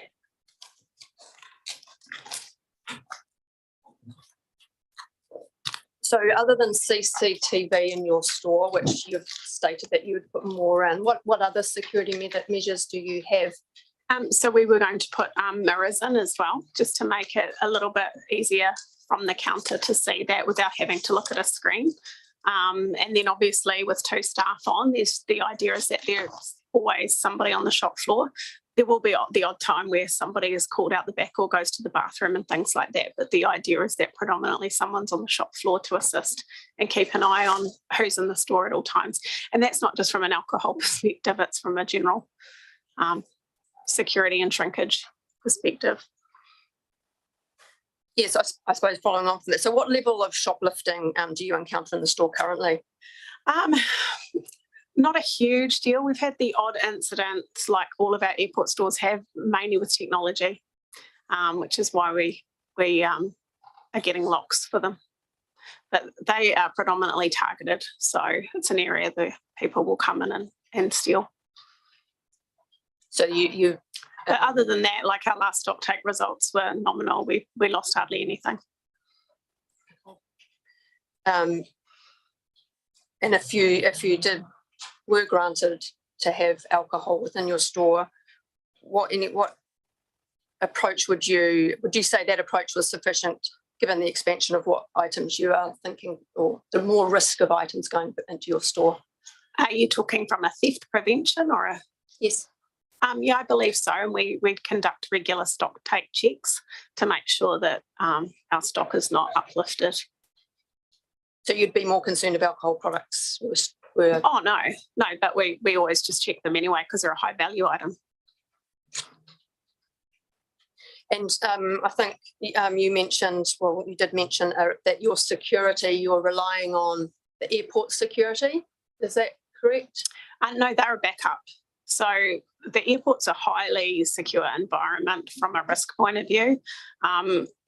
We, in all my experience with operating licenses in the airport, hardly ever had any incidences where we've had to restrict service or had anyone cause problems, and security is there as a backup, which is a little bit different to, your average off-licence premise in the street.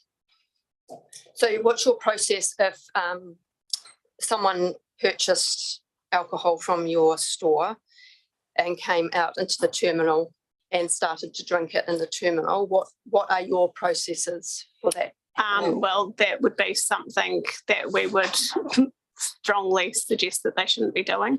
I would probably suggest that the duty manager notifies security and potentially, depending on the situation, the police that's in the building to assist. But yeah, it's completely against. We don't have police at the Nelson airport. And the other airports they do. Yeah, no, there's no. It would just depend on whether the employee's safety was at risk, would be depending on who we would get involved. If it was a case of somebody misunderstanding that they couldn't open their bottle of wine, then the duty manager would go and approach them and explain that they were not allowed to do that.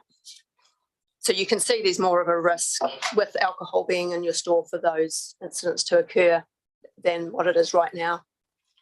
I would say it's a next to nil risk. Having been operating Dunedin now for a year, we've had no incidences whatsoever. In Christchurch, even in our bar and duty free, I think duty free in the years that I've been doing it's had one incident where a customer opened a small bottle of alcohol in the lounge. It's really unusual in an airport for people to drink duty free products or off licensed products because they're getting on a plane. Have you had to call police in other airports, the airport police? No, not for alcohol related issues. I have no. I've just got a quick question to clarify, Olivia. Those questions were really helpful. I presume that if you're in a duty-free airport, you can't go onto the plane with your bottle open, that you go through security, and so they'll be checking that if the bottle's been open, whereas it'll be slightly different at Nelson Airport because there's no security to go through. Plus, our flights are often delayed because they go to Wellington. I presume that the airport has a rule that there is no alcohol to be consumed at the airport apart from at licensed premises. So there would be a responsibility on the airport staff to enforce that as well as yourself. They do already.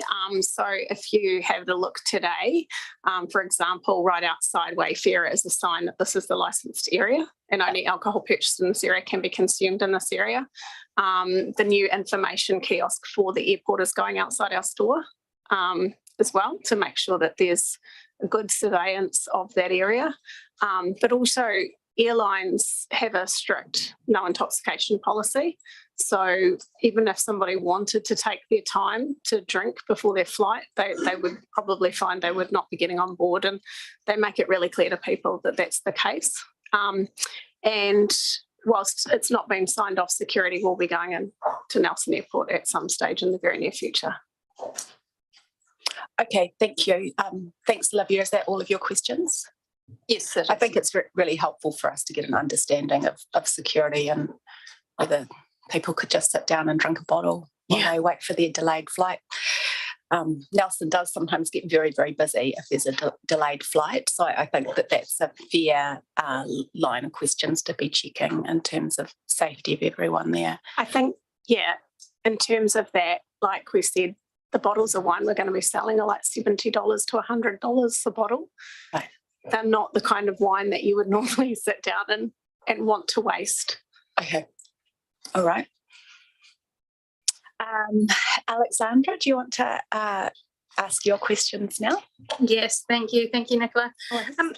Just to go back to the testimony you were giving before about a lot of the products you were looking to add to the store, I just wondered if you could tell us about what products you're going to cease selling if you were successful in getting a license.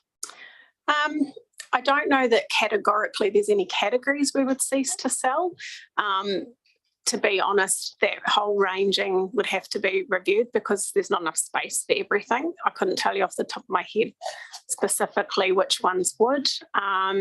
If there was a specific objection to something, we would absolutely take that into consideration, but it's not our intention to remove whole categories. Sure. So just to touch on some specifics, you would still plan to operate Lotto, Instant Kiwi and Keno sales? At this point in time, yes. And you would still plan to sell tobacco? Correct. And you would still plan to sell confectionery? Correct. And you would still plan to sell beverages? Correct. And you would still plan to sell newspapers? Yes. And you would still plan to sell books? Absolutely. Magazines? Yes. Travel accessories? Yes. Accessories and stationery? Correct. Apparel? Correct.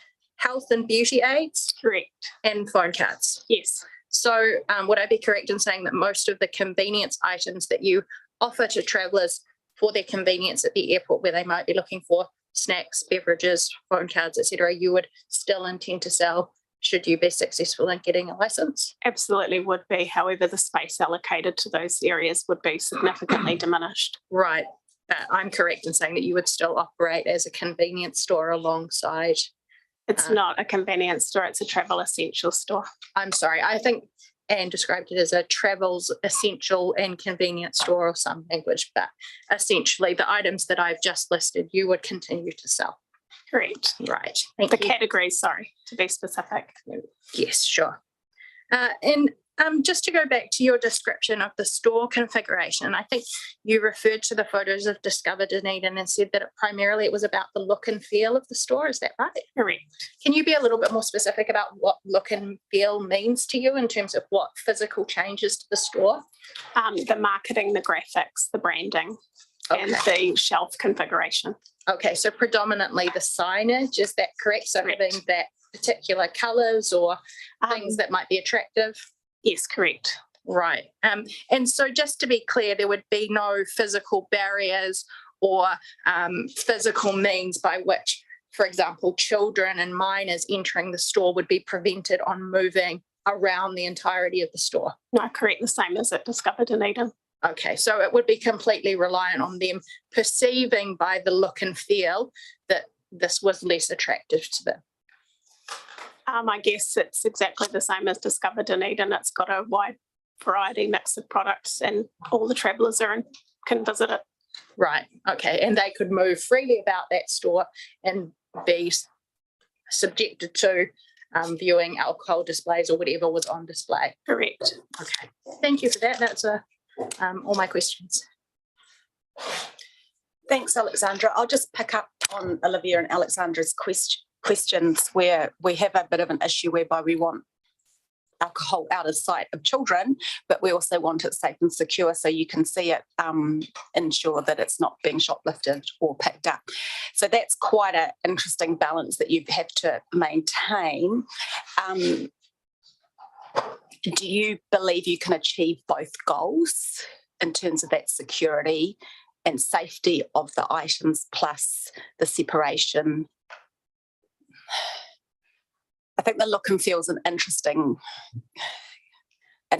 perspective because you're trying to create a space within a shop which perhaps isn't attractive to children.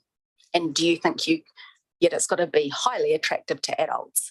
So do you think you can achieve that outcome through your branding? And I don't have any evidence photos of it here today, and whilst it doesn't have liquor in it, a lot of our new tenancies that we're offering to our landlords are what we call combi or shop and shops.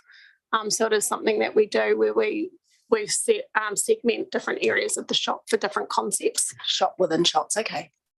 Mm-hmm. Alexandra, have you got one more question? I did have one more question. Oh, sorry. And I'm just wanted to check, Nicola, whether you're aware of the restrictions which under section 36 about shops within shops being prohibited from stocking alcohol and having licenses under the Act. Are you aware of that prohibition? Well, I don't think in terms of the description I'm giving, it's not specifically a shop and shop. We're just talking about a delineation from signage creating the perception that it's a shop and shop. Okay. But there's no walls or anything like that. I'm sorry, I thought I just heard you referring to your new leases being designed to allow shops within shops. Is that? It's just to describe how we can make it look like a shop within the same tenancy. Okay, same tenancy, whereas I think that I would presume that that part of the Act is referring to a sublet of your tenancy to another. I'm not sure if the Act actually goes so far as to specify that, as I can. Yes. Right. Thank you. Well, that's an interesting thing to ponder as well. Okay, so Nicola, have you got any questions? I do, thank you. Hi, Nicola. Hello. You mentioned in your evidence that the store manager has her manager certificate and the other staff in the store are currently completing their licence controller qualification. How many other staff are there that are going through this process? Currently there are 4. Okay, there are 4. Are you aware that new applicants for managers' certificates must have 6 months of recent experience at a licensed premises? Yes, I am. So there's a couple of different scenarios, and it will depend on the application and how it proceeds. For example, in Dunedin, they put a disclaimer on the manager certificates granted to the new employees because they believed the airport environment was low risk. So they weren't allowed to operate as a duty manager in any other premise but Discover Dunedin for a period of 6 months until they satisfied that training requirement. On the other side of it, if that is not something that this licensing jurisdiction would allow, then we would supplement that with duty managers from our Christchurch business until such time as people had the length of service they needed. How many staff have you got at your Christchurch premises that could transfer over to Nelson? I think we've probably got about 20 people with certificates currently. Okay, so we'd have to double check that. Okay. Since the application was lodged, there appears to be a number of changes, including change of duty manager, the change in trading hours, the change in the range of products stocked, of course, updated sales figures. Is there any further changes that we've not discussed today or that we've been made aware of? Not that I'm aware of. I think, it needs to be put in perspective that it did take the reporting agencies a significant period of time to report back from our initial application. And a lot has changed in travel retail over the last couple of years. So things are evolving all the time, but I believe the information you have today is the most accurate up to date. Thank you. I have no further questions. Thanks, Nicola. Do I have any subsequent questions from Derek or Laurie? No, we're all good. Nick. Ms. Fulton, I just had one follow-up question, if I may. It was on page 26 of the bundle, please, this page.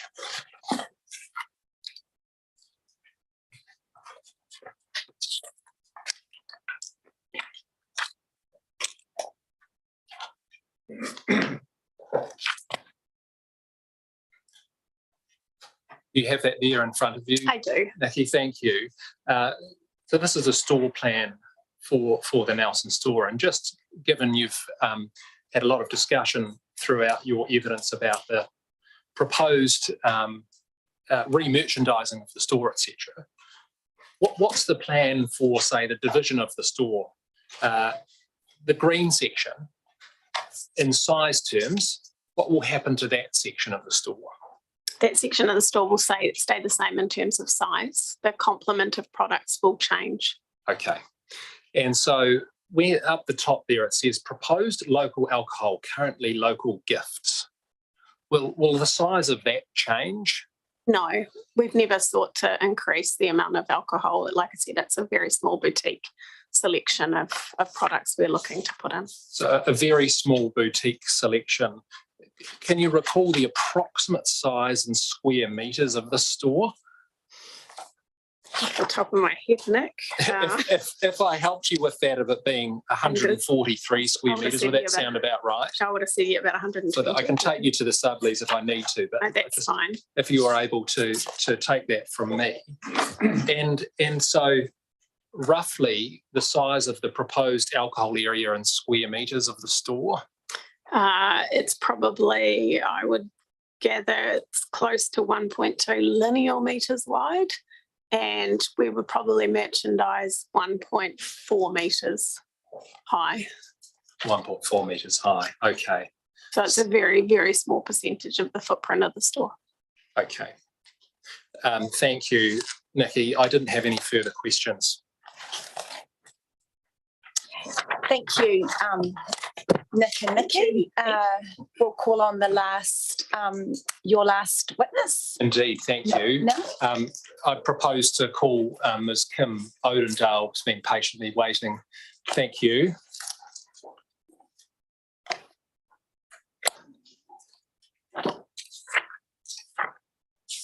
Would you like to swear or affirm? Swear.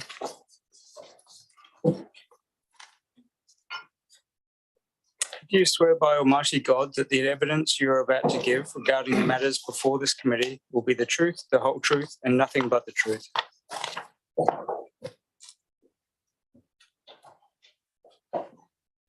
Thank you, Ms. Odendale.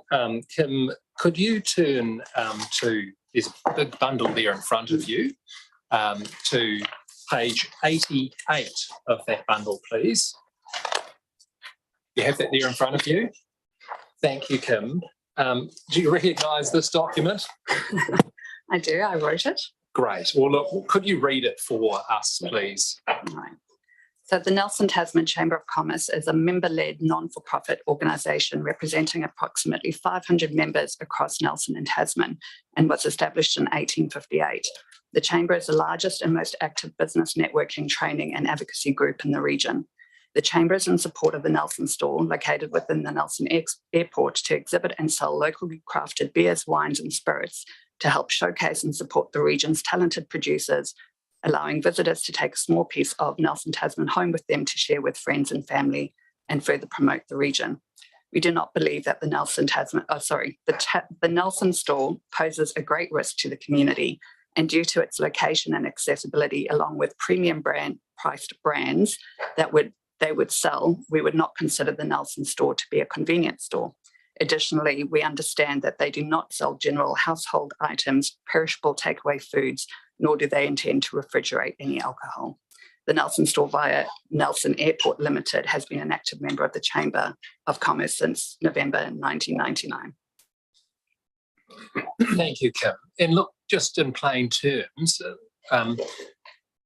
what is it about this application that meets the support of the Nelson Tasman Chamber of Commerce? I think it's a great opportunity for quality local producers to showcase their products, and perhaps an opportunity to educate travellers coming in and out of the region of what we do produce, as well as perhaps to encourage them to visit our local vineyards, distilleries and brewers, and supporting local business in turn. Thank you, Kim. And look, just one further question then. I take it that you're here very much with the approval of the Nelson Tasman Chamber of Commerce to speak in support? Yes. Great, thank you. Kim, there may be some questions from the committee for the reporting agencies for you. Do you have any questions? Just a couple of comments. Derek has some questions. So just for the record, in your second paragraph, you've used locally crafted and you've used regions. So can you just, for the So record, just region as in specify? Nelson and Tasman. Yeah, okay, so you're covering both. So are there any Marlborough businesses that would be wineries or potentially could be in this sort of store that are members of the Chamber? No, we cover Nelson and Tasman. We might have some, I guess, some businesses that operate in both regions. Both. Yeah, okay. but Yeah. this would be Nelson and Tasman. That would be the only one. Yes, I mean, obviously, depending on what they choose to sell. Yeah. Okay. Thank you. Can I just ask you a question? You note that you don't consider the Nelson store to be a convenience store. What do you describe as a convenience store? My thoughts of a convenience store are somewhere where I would stop off as a convenient on the way home. So if I forgot milk and bread and didn't want to go to the grocery store, it would be somewhere convenient to pop in and out of, to perhaps pick up a household item. In my opinion, travelling to the Nelson Airport is not convenient. The location, going through the barrier, parking, all of the above, in my opinion, is not what I would class a convenience store. Thank you. I'm going to ask a question about that because we've kind of identified that it is a convenience store for travellers. So this is if you were travelling to Wellington or Auckland, you might consider it a convenience store in a sense that if you've forgotten something, you would go there in terms of a convenience store within an airport. Would it be the same way if I went to Farmers to get a pair of work pants? It's convenient that they would. So I have a offer question that. then, because you, Chamber of Commerce, you have some understanding why when I search the Nelson store, does Google identify it as a convenience store? Sorry, would I have some understanding as to I would not, unfortunately. I don't know we what still the haven't had that algorithms are. answered. Why is Google classifying it as a convenience store. I think that's an important thing to be thinking about. Kate, my understanding is that Google make their own calls. That's my understanding, that actually it's not the white pages. Look, I can't give evidence as to that, but that's a really good question. I'd also ask a lot of questions about why Google does a whole range of things. Yeah, but I do think that if we're calling relay stores a convenience store, which I think is what Google would call it, or other people, we've already identified that the relay stores are travel essential convenience stores. So there's an element of items for sale within the store, which are also sold in relay stores, which are travel essentials or convenient items. I don't think we can dispute that a newspaper is not a convenience item. So I think we need to be very, I've heard a lot of evidence to support your argument that there are some items for sale which are complementary to alcohol, and I am keeping a very open mind about what is complementary, but I think that to say there is no convenience item sold in this store is somewhat misrepresenting the intentions of this store, because that must be your bread and butter. Otherwise, you wouldn't sell it. So is the bread and butter of your store the convenience items, or is it the high-end items? Because you could then call yourself just a purely complementary store and a boutique store and not sell any of the convenience items. So have you considered that have you considered that if you don't want to be a convenience store, maybe all of those convenience items should not be in it? So I'm just wondering, in terms of the Chamber of Commerce, when you're thinking about what you identify as a convenience store in terms of an airport, how do travellers think about conveniences? Again, I guess my thought would be, grabbing milk and bread on the way home, from something that's convenient. Catering to travellers specifically, I mean, that's just your target audience, right? I don't know, again, if selling that would be, I think it's just smart business to cater to your market. Okay. All right. I have no further questions. And Nick, do you have anything you'd like to sum up with? No, thank you. Alexandra, have you got one more question? Yes, I do. Thanks. Karen, wasn't it? Kim, sorry. All good. Too much going on in the mind today. Just wanted to clarify, obviously your letter really speaks about your support for local products and wanting to make sure that those are kind of promoted in the region. Would that be fair to say that's your major reason for supporting this application? Yes. Yeah. So could this promotion of local products be achieved in a store that, for example, didn't sell convenience items like lotto tickets, tobacco, beverages, snack foods, and was solely devoted to, for example, gifting and Elvis souvenirs? Yes, it could. Great. Thanks. That's my only question.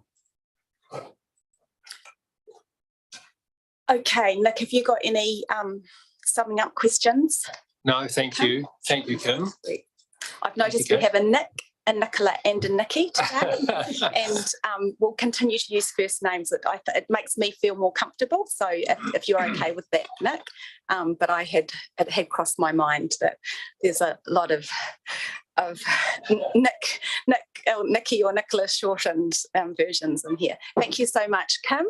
I'm going to, so it's 2:00 now, I'm going to move on to, we have Alexandra first. Yes. If you would like to come and take your seat. And I'm not coming as a witness. Okay. Carol. Oh, you're calling on, apologies, you're calling on Carol. Apologies, you're not coming in. I understand now. Kate, I apologise. I wonder if even just a very short adjournment for even just a couple of minutes could be accommodated. Would that be okay? Of course, we will take a 5-minute adjournment now. So so then I'm clear as well. So Alexandra, you're calling on Carol. Okay, I understand. And then, so Olivia, you're not going to call on any witnesses, but you're going to give witness, you're going to give evidence yourself? Yes, I'll provide a brief. Okay. And Nicola, you have a brief summary as well. I just need to check with my esteemed colleagues to the left of me. Does that mean they move over into there when they're giving their evidence? Yes. Okay. All right. Okay. And Nicola and Olivia, have you decided who's going to go first and second? We were told that you would decide on the day whether it was Nicola or Olivia and then Nicola. Okay, great. I'm just looking at the time and it's 2:00 now, so we'll take a couple of minutes adjournment, and then ideally I would like to be finished by 5 p.m. Okay, so if we can be, so if we can try and move through in a fairly, I want everyone to feel like they've been heard and that they've been able to ask sufficient questions, but if we can also be timely, and I'm not very good at it, but pithy as well.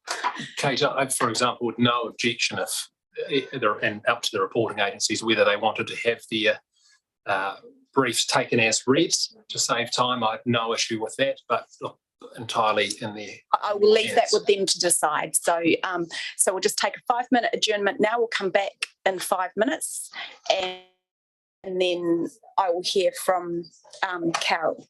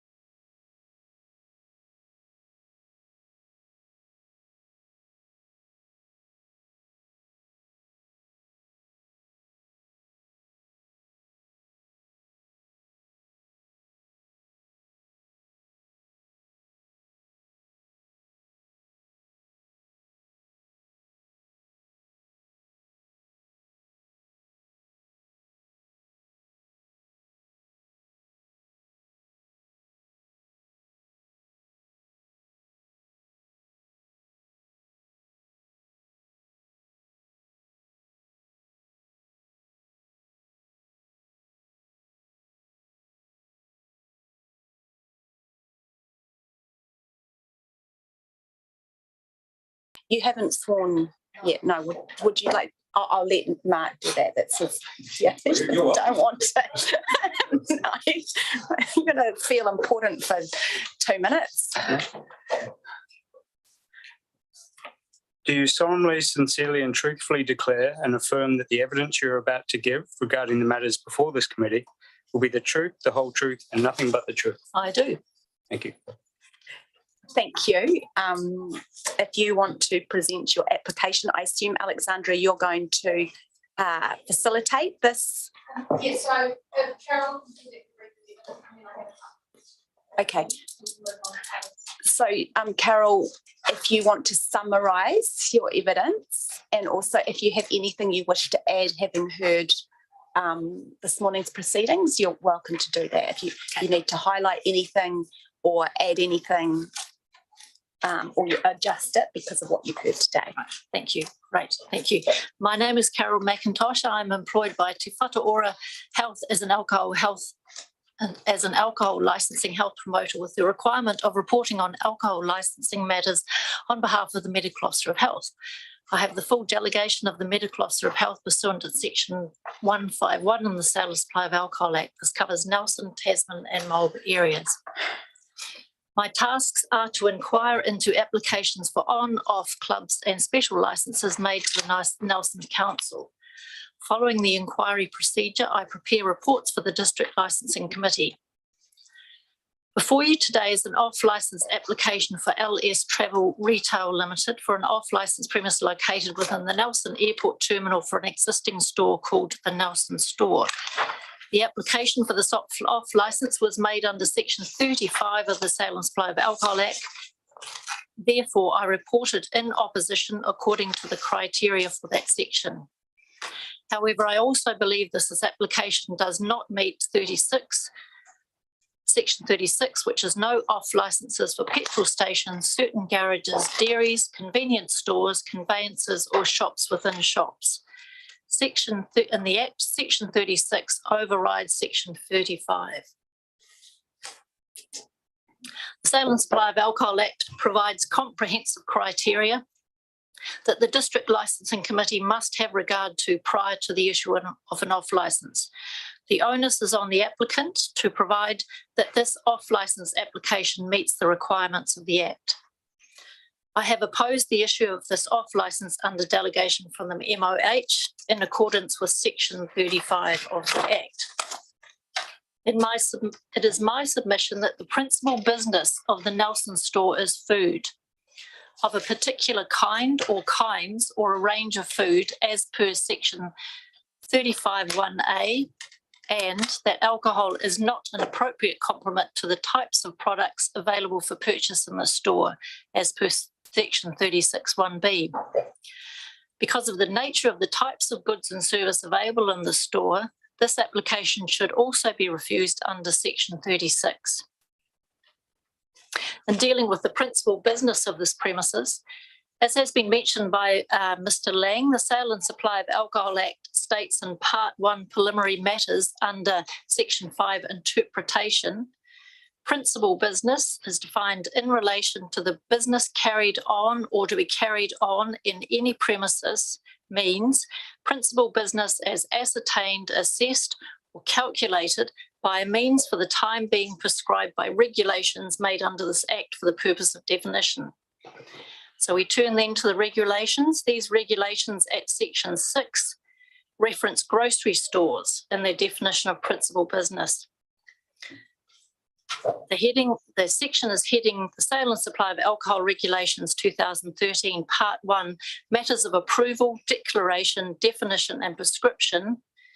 And then the relevant section is headed Matters Relating to Grocery Stores, number 6, Ascertaining Principal Business Carried on the premises for existing businesses.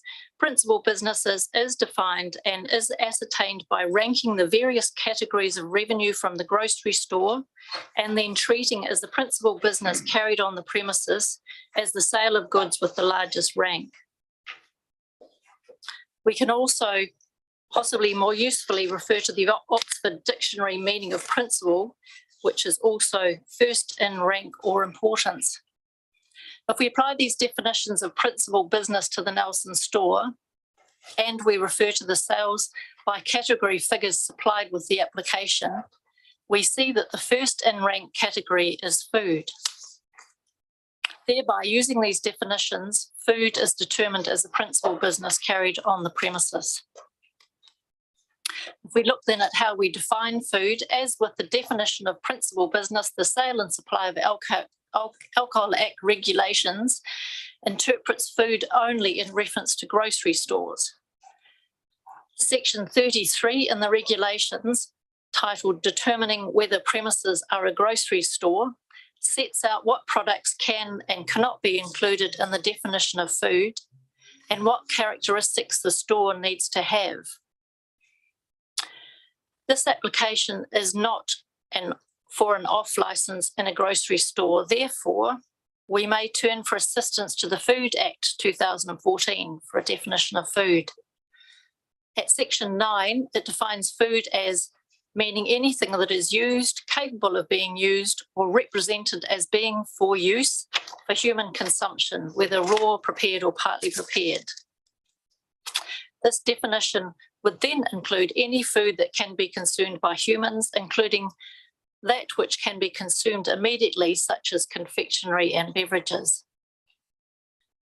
If we apply this definition of food to the range of products sold in the Nelson store, as provided by the sales figures by categories included in the application, confectionery is listed at 18.2% of the sales, beverages is 12.8%, and gourmet foods at 0.9%.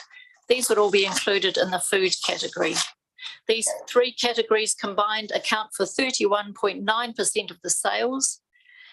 Thereby, food, importantly, of a particular kind or kinds or a range of food is ranked as the largest or first in rank category of products sold at its premises. The next largest category ranked as books, accounting for 21.1% of the sales. Therefore, the principal business of the Nelson store is the sale of food. This does not meet the requirements of section 35(1)(a), and so an off license cannot be issued. Section 35 is a rigidly defined part of the Act.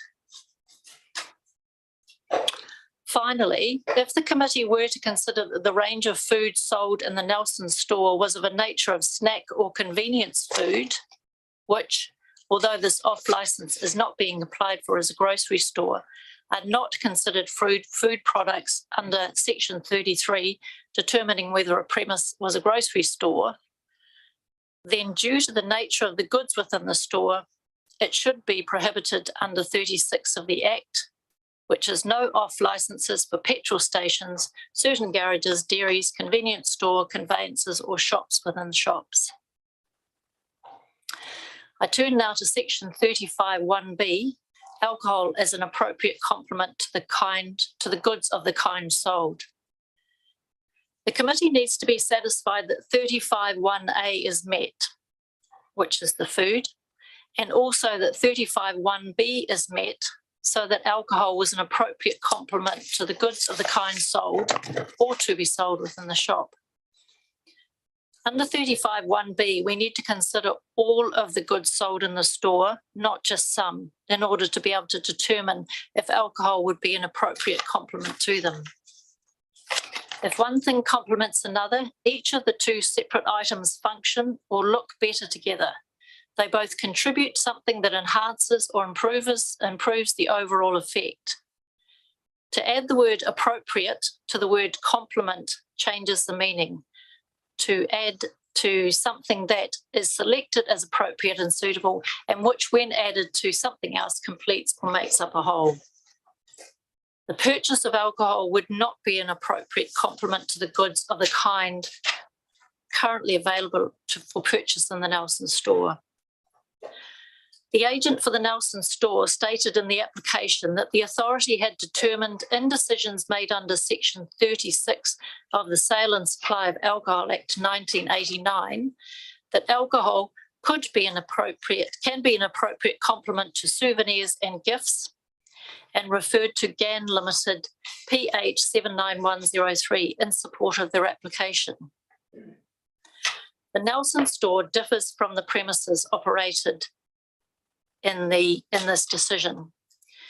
GAN Limited PH 79103 referred to an off-licence application made under 36 of the Sale and Supply of Alcohol Act 1989.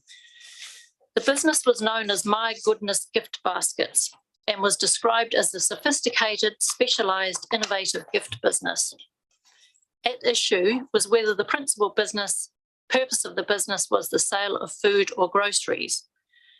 The food for sale was described as confectionery and gourmet products, and the licensing inspector, Mr. McMath, gave evidence that the sale of food could be considered to be the principal business. In its decision, because of the nature of this business and the reason that people would visit the business, the authority at paragraph 18, 19 and 20 determined that the food on sale was intended to form part of a gift, not for consumption by the purchaser, and therefore the principal business was not the sale of food. They also determined that the sale of liquor was an appropriate complement to the kinds of goods sold in the premises. In paragraph 18, the authority said, what has emerged in this case is that the true nature of any business can be established by hearing or viewing the evidence and then standing back from it and asking the question, for what purpose do members of the public visit or access the premises in question? If they do so to purchase food or groceries, then clearly an off-licence cannot be granted under current legislation. In our view, the reason that people purchase food is to eat it, or at the very least to prepare it for eventual consumption. At paragraph 19, it is quite unrealistic to suggest that people access the premises of My Goodness to purchase food for consumption. It is too expensive for such a purpose, especially after being gift wrapped and included with other goods. Any food is purchased to give away. In our clear view, members of the public access My Goodness to buy gifts. The presence of gourmet foods and confectionery in the gift is part of the gifting process. The business provides a service to members of the public who do not wish to go through the inconvenience of obtaining a card, selecting a gift, wrapping it and delivering it. The business is fundamentally and principally a gift business.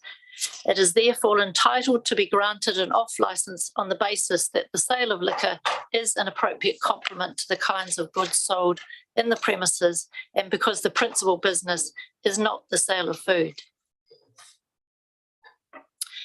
The Nelson store currently sells a variety of products which we've heard about today, including books, confectionery, magazines, beverages, tech accessories, stationery, gifting, newspaper, lotto, toys and sunglasses. The majority of these products are designed for immediate consumption or use rather than for gifting. I have included some photos provided by the licensing inspector from her visit to the store in March 2022 and my visit on the 19th of September 2022.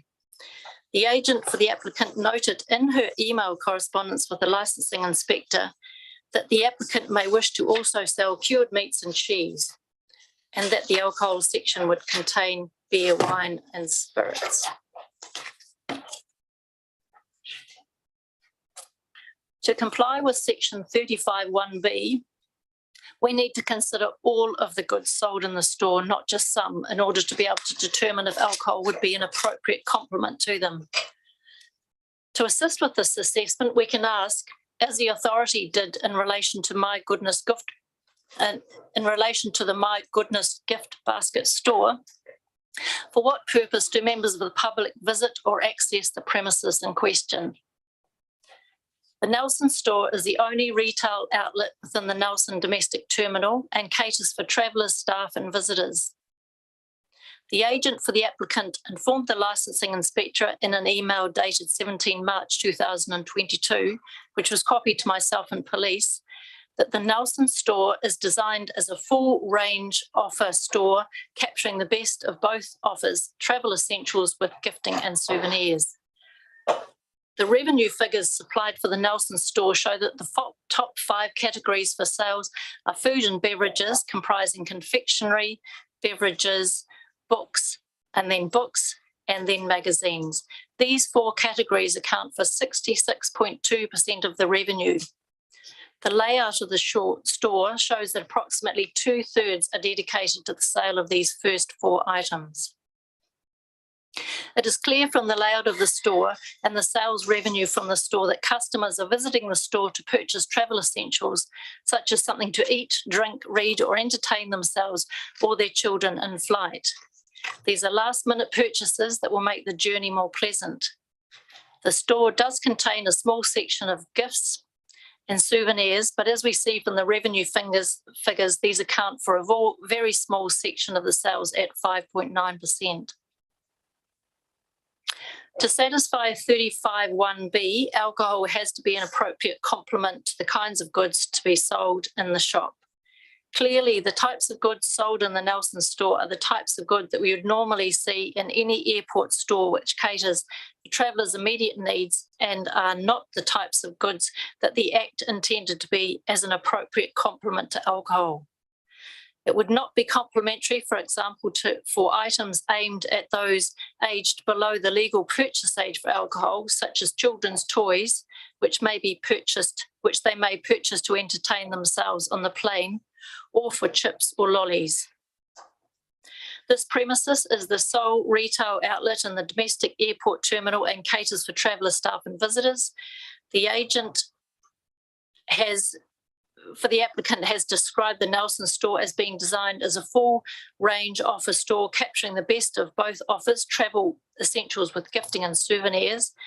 As such, it will be visited by unaccompanied minors who will be exposed to alcohol advertising and promotions while in the store to purchase their treats, books and toys. This may lead to an increase in alcohol-related harm, which is contrary to the object of the Act. I just go over a little bit about the application, the process that we've been through. This application states that this applicant applied for the same licence in 2018, but they withdrew their application. Our service also opposed this application at that time, citing the same concerns, i.e. that it did not qualify under Section 35 of the Act. The contact person who signed and submitted the applicant was Anne Steer of Lagare Travel in Sydney. Ms. Steer made the decision to not proceed with this application, citing additional time and resources required to prepare and attend the hearing versus other business priorities, as we've heard from Ms. Steer today.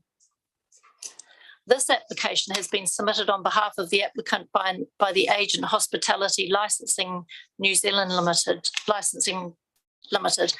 It stated that since the 2018 application, the applicant has refreshed the store range and improved the local product selection in terms of gift and souvenir items.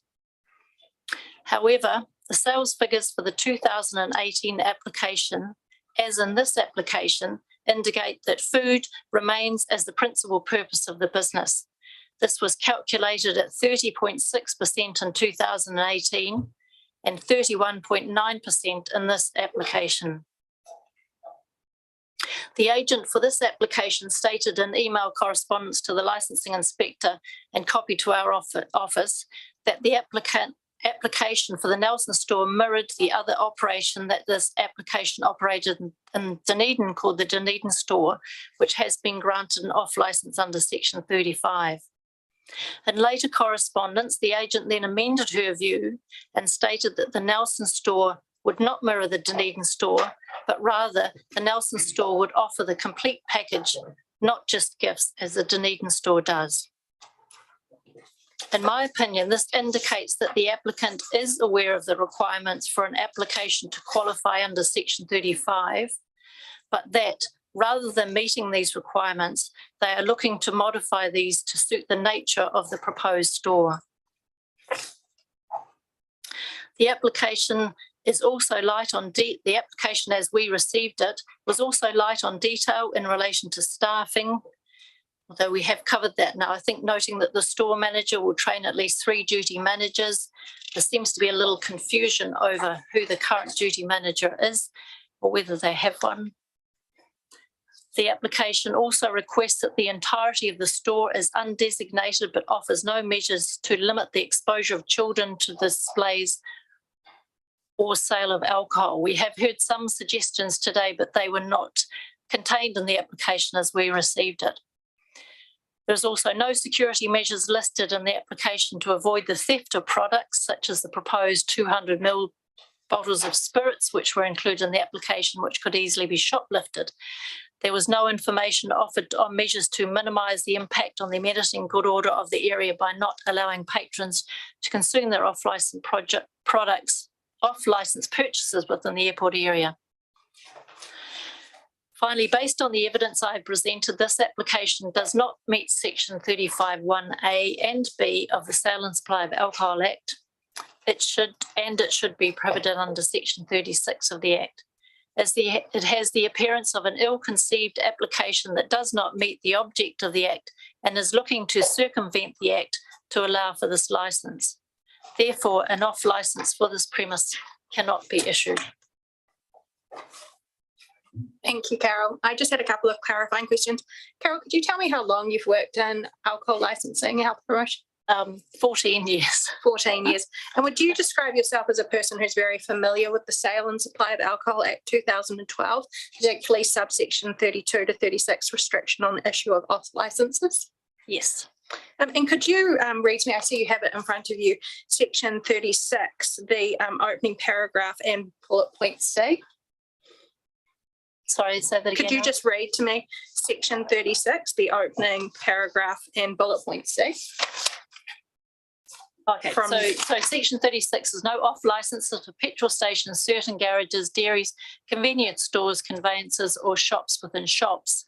In subsection C, it says that the licensing committee must not direct that an off license should be issued for any premises if, in its opinion, section C says they are a shop of a kind commonly thought of as a convenience store. Thank you for that clarification. Are you aware under the Act of any other definitions for convenience stores? Definitions? Are you aware of any others, or is this the definition for? I think it's a fraught. I think it's a fraught area. Yeah, no. No. So your understanding would be that this is the direction that the licensing committee must not direct that an off license should be issued for any premises if, in its opinion, they are a shop of a kind commonly thought of as a convenience store. Thanks. And I just wanted to ask one final question, Carol. Based on your understanding of sections 32 through 36 of the Act, is there any criteria under which this application for a license could be issued? Not in this model that's being proposed here. Okay, thank you. No further questions from me. Thank you, Alexandra. We will go to cross-examination now. Nick, I'll hand over to you for cross-examination. Thank you, Kate. And Nikki, if you have any questions as well.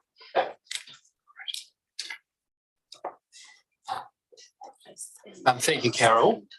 Could I just get you, Carol, just to begin at the final page of your brief of evidence, please.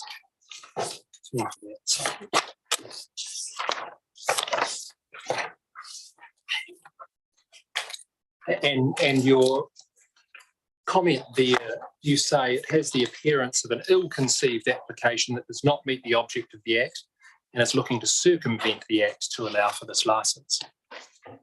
Those are your words. And in the preparation of this brief of evidence, was that drafted by anyone else, this brief? No. Anyone else reviewed your brief? The Medical Officer of Health. Any other persons reviewed a draft of your brief? Any of the reporting agencies? No. Okay.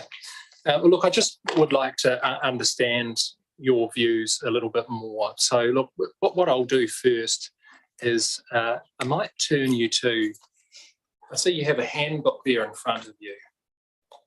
on the table, is that Yeah, right? yes, it is. And I just wanted to, for fairness of all, I've got a 2020 version of the Sale and Supply of Alcohol Handbook, Legislation Handbook 2020.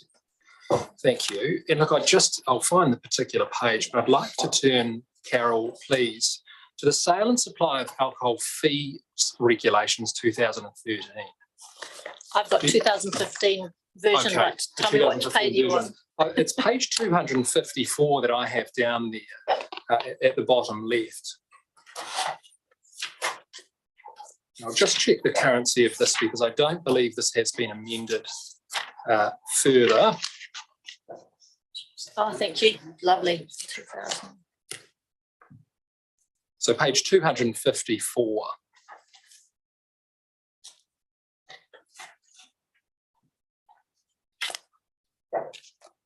Yes. And just an answer to Dr. Gregg, you'd confirmed that you'd had 14 years as an alcohol harm inspector, in plain terms, for the medical officer, and you're familiar with sections 36, 32 and 35 of the Act. You described the convenience store issue as a fraught area, and look, we'll return to that later. But look, in terms of what you have there in front of you, could you just turn over the page to 255? And you'll see there, fees, part 1. You see that there? Yes. So in Regulation 5, it states, doesn't it, that a territorial authority must assign a cost or risk rating to any premises for which an on-licence, off-licence or club licence is held or sought. So you'd accept that an off-licence is being sought here. So if you work down to part 3 there, 5.3, licence held or thought. There's licence held or sought. See that? Yes. And then there's also type of premises. So could I just direct your attention down to off-licence?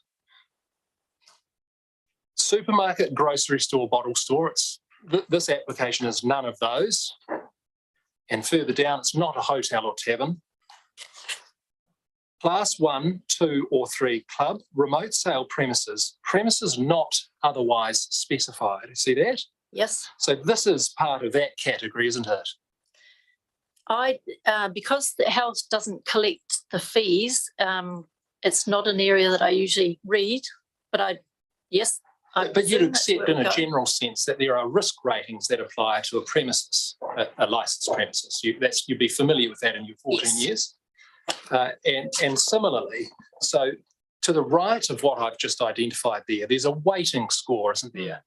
It says 5, doesn't it? Yeah. So it's correct that the risk rating allocated for a complementary style off licence such as this is 5. Now, just over the page, if I may, please, you'll see at page 257,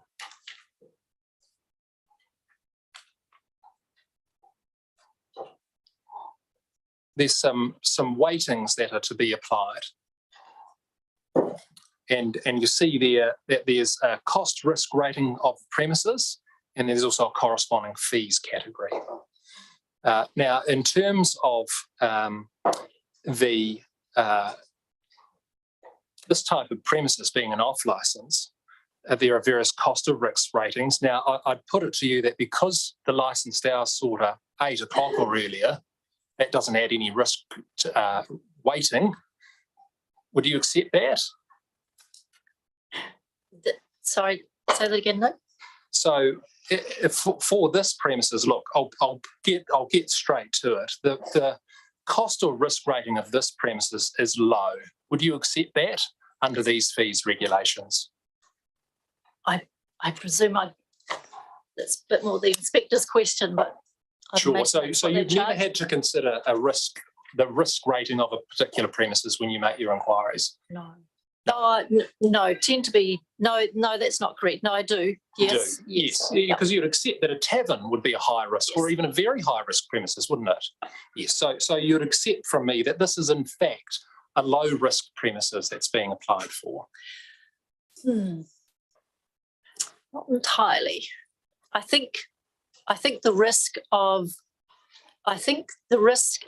would be heightened here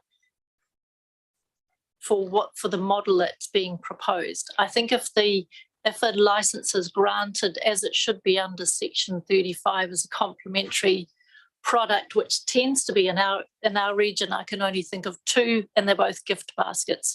So they're ordered online, delivered, risk rating low. Well, that's helpful then to understand risk. Could you tell me, in your brief of evidence here, or in your initial letter opposing, do you use the word risk? I don't think so. So you don't think about the prospective risk of alcohol-related harm or comment on that in your letter or your brief? I think no. I think it doesn't. It doesn't comply. So it doesn't comply. Look, I acknowledge that that's your view on that. One other aspect that I just wanted to confirm with your report, though, is that you don't annex any emergency department statistics to your report. No census data. No other evidence explaining health harms from this application. There's none of that in your evidence, no. And in fact, you only use the word health 5 times in your brief. Would you accept that's about right? I don't know. In paragraph 1 of your brief, you use it 4 times when you refer to Te Whatu Ora, that your role, and also that you're a delegate of the Medical Officer of Health. So these are not trick questions from me. I presume that would be Caroline. right. I'm just trying to understand, but you do use alcohol-related harm once in your report, and you get there after 33 paragraphs, and you refer to a concern about leading to the increase in alcohol-related harm, which is contrary to the object of the Act. So that's when you first get to that. But let's just zero in on that, because you raise a valid point for the committee to have regard to. And look, I'm grateful to be able to discuss that with you. You raise a concern that the store will be visited by unaccompanied minors who will be exposed to alcohol advertising and promotions while in the store to purchase their treats, books and toys. Now, have you heard any evidence from any of the witnesses of the applicant about the advertising that will be in the store? I've heard them discuss about how this is going to be profiled, packaged. Okay. Local producers that may be having serving displays, samples, right, T-shirts possibly with the branding on it. Okay, and did you also hear that from Nikki Page that she was open to particular conditions being applied in relation to those aspects? And you'd also accept, though, wouldn't you, that the single alcohol area provisions in sections 114 and 115 of the Act only apply to supermarkets and grocery stores? True. And despite that, this applicant is volunteering that they will locate the alcohol in a particular area of the store. You're aware of that evidence? Yeah, I think that's absolutely fine. And if there was a model such as the Dunedin store, which didn't combine the 2 convenience products and the alcohol, fine. Well, let's get to that. Let's get to that a little bit later when we talk about discovered lead. I just want to focus on the Nelson store, because the evidence from Nikki Page, she was very specific in the area of the store that will be that could be alcohol. And to my calculation, it was less than 2 square metres of a 143 square metre store. So you'd accept that that's a tiny proportion in percentage terms of the floors, the store's floor area. You wouldn't dispute that? I believe it's proposed to be 3 bays, possibly floor to ceiling, which would be which would be visible from everywhere. And look, that's not accepted by the applicant, that it would be visible from everywhere. But despite that, its evidence is that it would be monitored. You heard that evidence by CCTV footage, that there would be good sight lines, and that Ms. Page is open to reconfiguring the store to ensure that. You heard that? Yes. And you also heard that there would be mirrors installed. Yes. So there's good sight lines. But what I'm just trying to understand is that in a supermarket, there are single area conditions imposed, are there not? And that is a condition that's imposed to mitigate the risk that you identify about children being exposed to alcohol. So it's you understand that? Yes. So it's reasonable, isn't it, for this licensee to volunteer effectively a single alcohol area condition? Do you accept that? I think it would not mitigate the risk that there is alcohol combined in with a convenience store, which is just not permissible under the Act. Okay. Well, just one particular aspect that I wanted to put to you, and this was a case that I referred to in the submissions, which is a case called Gladding in Glenorchy. It was a Section 34 store. I'll acknowledge that.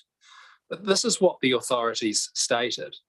This is the licensing authority at paragraph 86. The authority confirms in communities where the population can sustain grocery stores or supermarkets, sections 112 to 114 apply, but these restrictions do not apply to section 34 premises. In any event, the DLC considered the imposition of conditions, including conditions relating to the display of alcohol. So it's correct, isn't it? Sorry, Nick, can you just highlight where you're reading from? Oh, I beg your pardon. It'd be helpful for us to follow Yes, your sure. line of thought. I was at page 17 of the submissions bundle that I'd filed. Oh, yeah, great. And it's just down at paragraph 86.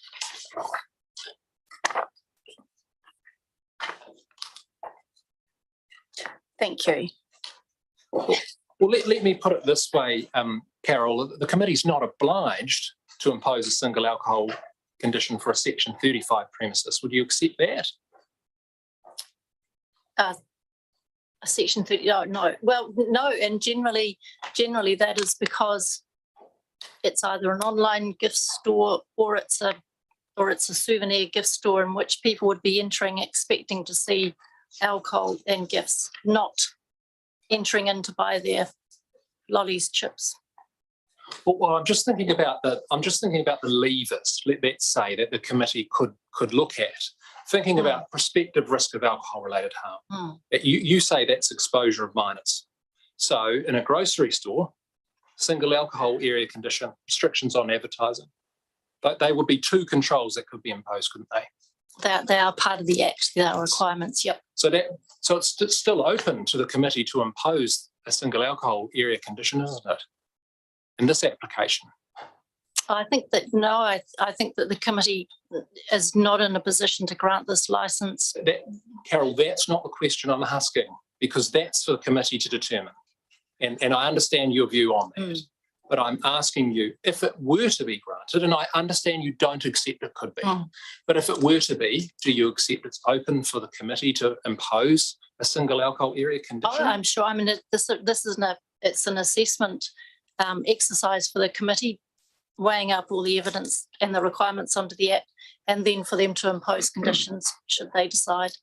Well, I'm just trying to understand, because Dr. Gregg's asking you, with your 14 years of experience, your detailed working knowledge of these sections, those types of things. You see the reason I raise this, Carol, is that if you go back to your letter, if I could just take you there to your letter, and that's at page 47 of the bundle, please.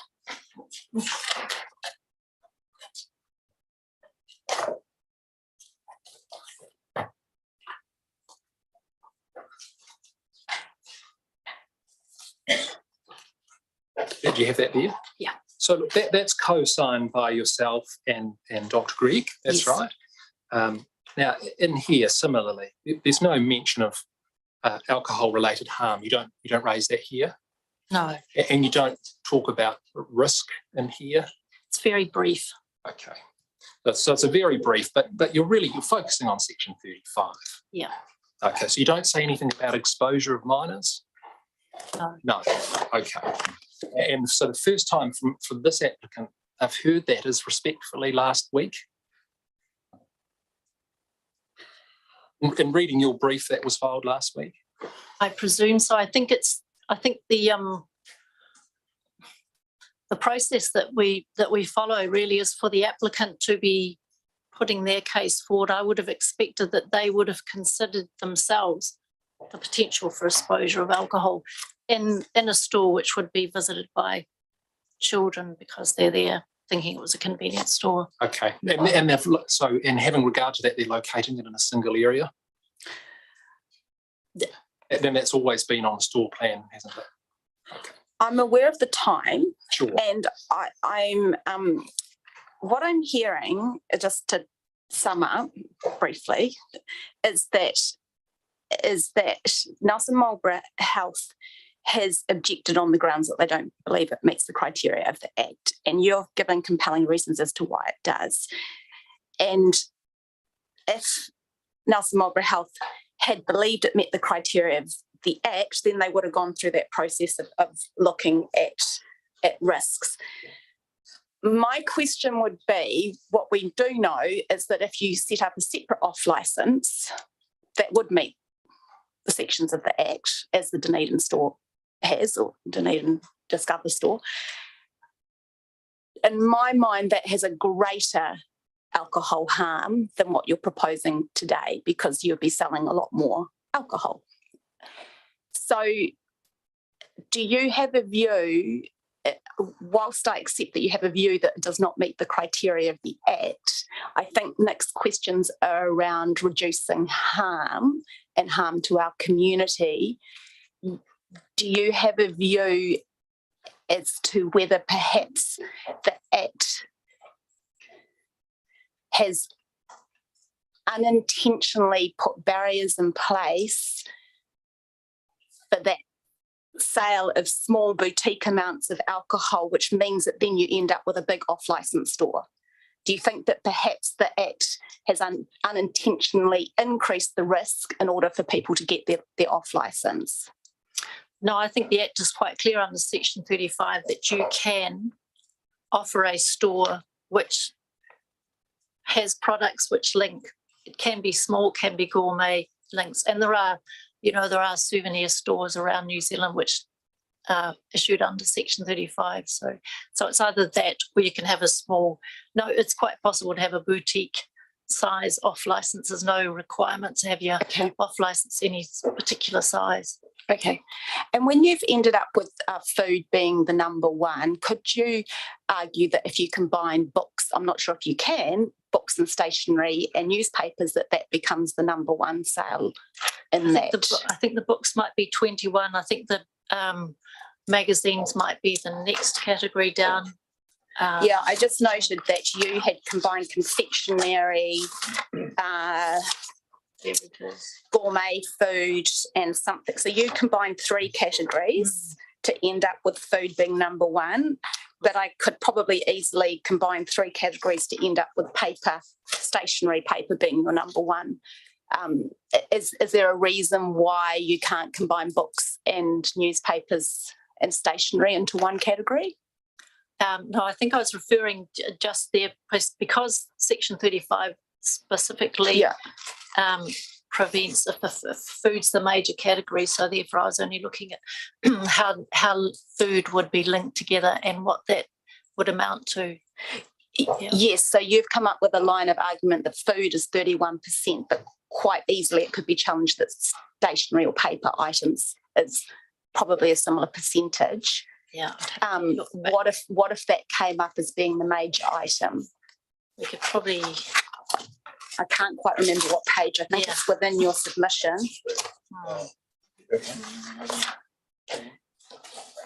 Yes, that's it. Page 6. 83. Page 83.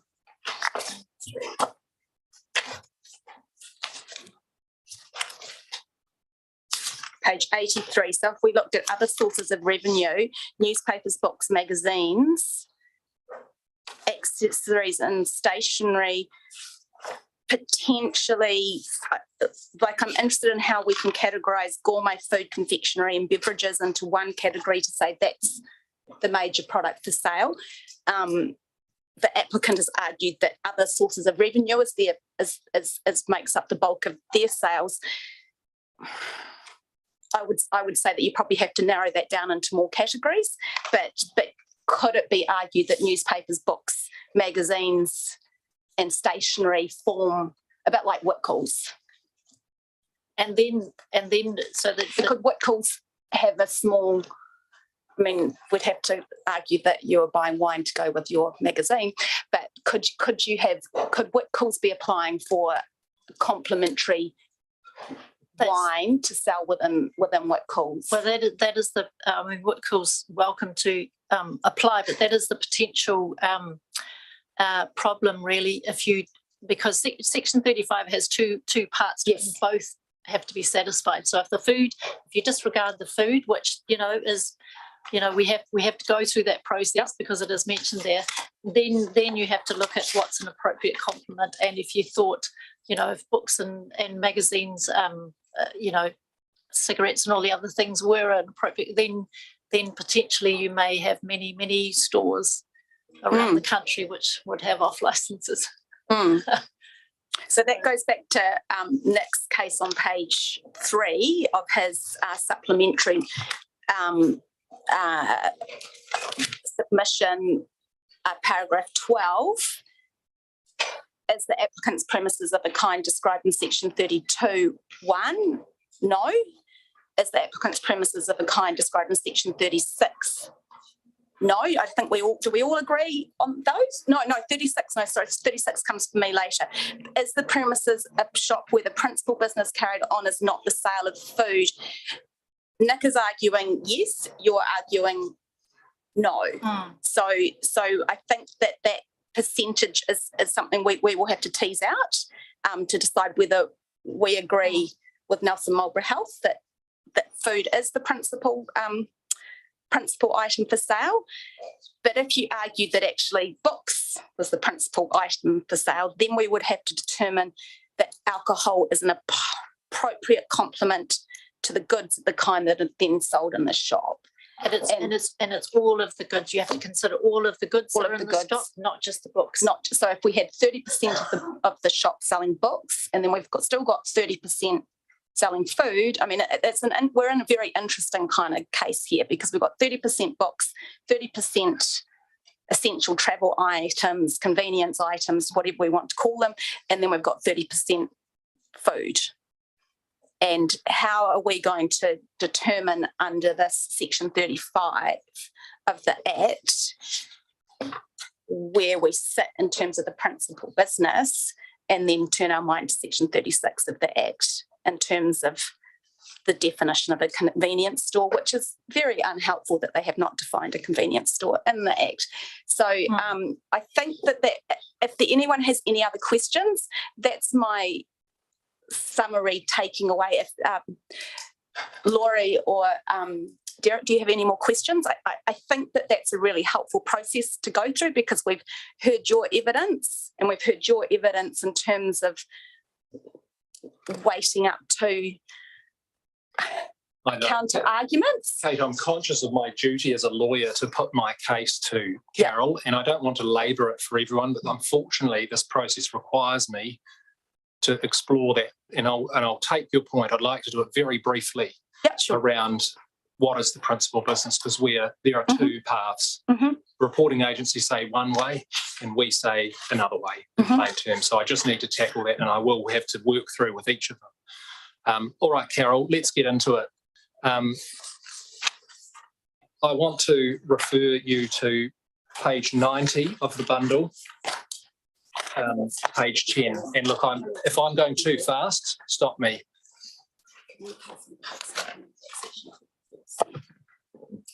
So you have that there? Yep. All right.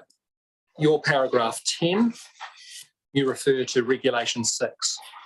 You have a subline in italics, matters relating to grocery stores, and then you have 6, ascertaining principal business carried on premises, existing business. Now, the 1, 2, 3, 4 lines that follow are not in the regulations, are they? Sorry? Those 4 lines where you say principal business is defined and ascertained, they do not appear anywhere in the regulations, do they? That's your words. Oh.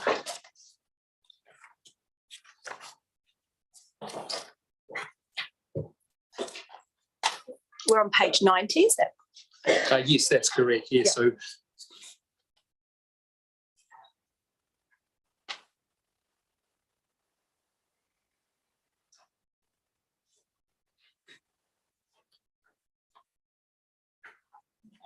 So you'll see that, won't you? You're wrong in placing that in that way, Carol. You'll accept that? Yeah, it's a summary more than a, it's not Summary. the It's come exact from words. somewhere though, hasn't it? It's not just your I words. think it's from the Law Commission report. You've extracted it from somewhere. You haven't Yeah. referenced the Law Commission report. No, you're right. Okay, because we need to focus on not what the Law Commission said. We need to focus on what Parliament has enacted. Can I just interrupt? Yes. Principal business is defined in the legislation. Yes, and that's what I'm trying to tease out, Laurie, but just to really make it clear that what is listed here by Carol, that does not appear anywhere in the regulations. That wording, principal business is defined and is ascertained by rank, that does not appear in Regulation 6.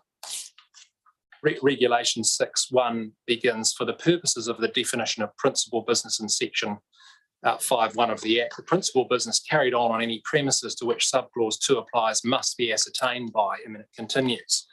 Because you've got it there though, haven't you, Carol? If you turn to page 97, you exhibit it. Have you got that there? This is page 97 of the bundle. Yeah. Okay, well, look, let's just work this through. So it says, for the purposes of the definition of principal business. So principal business is defined, correct? Mhm. It's in section 5.1 of the Act, correct? Yep. And I won't take you to that just now. Yep. But I really want you'll accept the principal business carried on, it says on any premises. Can you see that there in Regulation 6.1? Yeah. It says any premises, correct? Yeah. And premises is defined in the Act. Yes, and it would include an off licence, correct? So I need to have your audible answers to this, Carol, sorry, is that all right? Yes. Yes, so I'll just run those again because I only heard, sorry. So we're looking at the Act, Nick? The Yes, actual Act? yes. Well, we're looking at your page 97. So Nick, just before you get to that section, at the top it does say matters relating to grocery stores. Could you explain again how you can no longer give regard to that sentence there? Yes. Because when I read it, Yes. and I'm not a lawyer, No, so matters relating to grocery stores Yes. in my mind means that that entire section should only give regard to grocery stores. Okay. So could you explain why we can ignore the italics at the top? Yes, I can do that now, and I can also do it in cross-examination. I say that for 2 key reasons, Kate. Yep. One, that is a sub-paragraph in italics only, and it appears under a bold heading, Part 1, Matters of Approval, Declaration, Definition and Prescription. So yes, it does say matters relating to grocery stores, but then if you read Regulation 6, all of it, and Regulation 7, all of it, you will not find once grocery store. You will find premises being referred to. And there are 4 types of premises under the Act, effectively, or there are 4 main classes with ons, offs, clubs, and specials. Those are the 4 types of licenses that you respectfully as a licensing committee could issue under this Act. And so you're arguing that item number 6 refers to all of those, even though it's I would be arguing that 6 and 7 apply to a complementary style off license. This is the way in which you ascertain the principal business of the Nelson store. Okay. Thank you for, I know you explained that at the start of the morning, but there's also another key reason, Kate, as you say that. Don't look at these regulations just regulation by regulation or clause by clause. Look at Regulation 12 and 13 because they specifically relate to statements of annual revenue that are required for grocery stores. Yeah. So why would they exist if you didn't need to have 6 or 7? That's my key argument. So I say that the framers of the legislation, when they're thinking about ascertain the principal business, as that wording is used in section 35, Why use a definition? Why not say first in rank or importance or first by category? And yet here they go, the framers set it out and give you 5 categories. So that's why I say other sources of revenue can't be further broken down to make a nonsense of what the framing is required here in Regulation 6 and 7. Okay. So I guess what I really want to know from you, Carol, is why, and I don't like to ask why questions in cross-examination, but I'm just going to come right out with it. Where did you get that wording? You said it was from the Law Commission. And this is your wording at paragraph 10. Where did you get ranking the various categories of revenue and treating as the principal business as the sale of goods with the largest rank? Where did that come from? Because this is clear, you've clearly given this a lot of thought. Refer back to that page again, sorry. Page 90, I beg your pardon. Yeah, it's okay.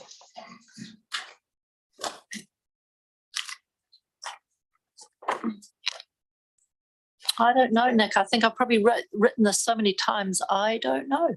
Well, that's okay, Carol, because first in rank mattered under the 1989 Act. Would you agree with that in terms of maid order household foodstuffs requirements? Do you remember those days? Yeah. Yes. But respectfully, we've got a new Act, haven't we? A 2012 Act that deals differently with grocery stores. Would you agree with that? And it deals with food products, doesn't it? Yes. Yes. So can I ask you then, you refer to the Food Act. Where does that come from? I think because of this, I think Parliament was because the first Act was very confusing and this was a very contentious issue.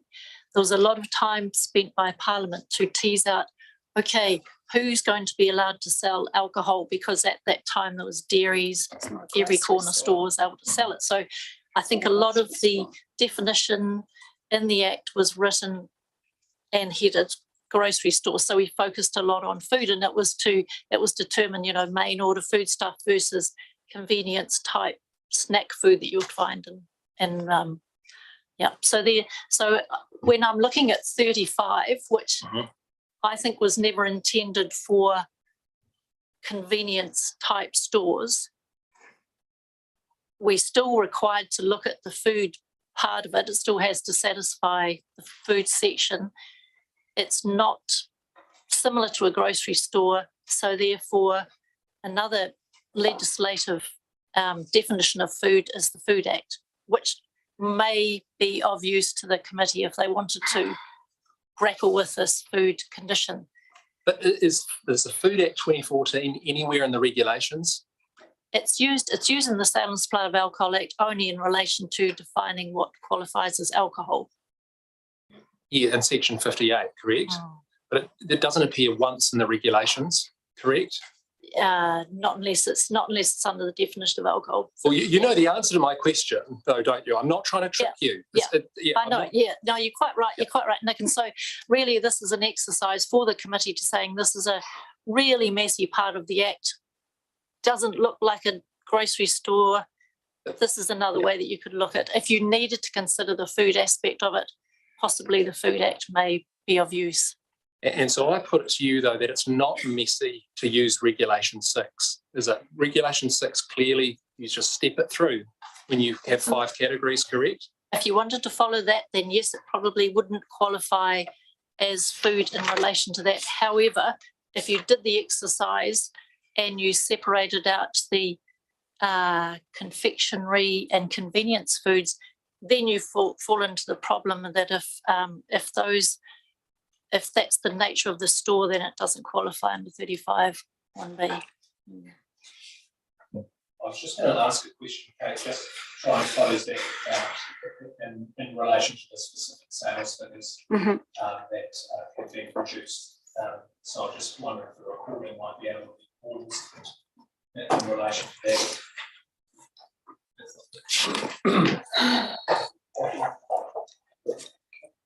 Yes, I'm happy with that.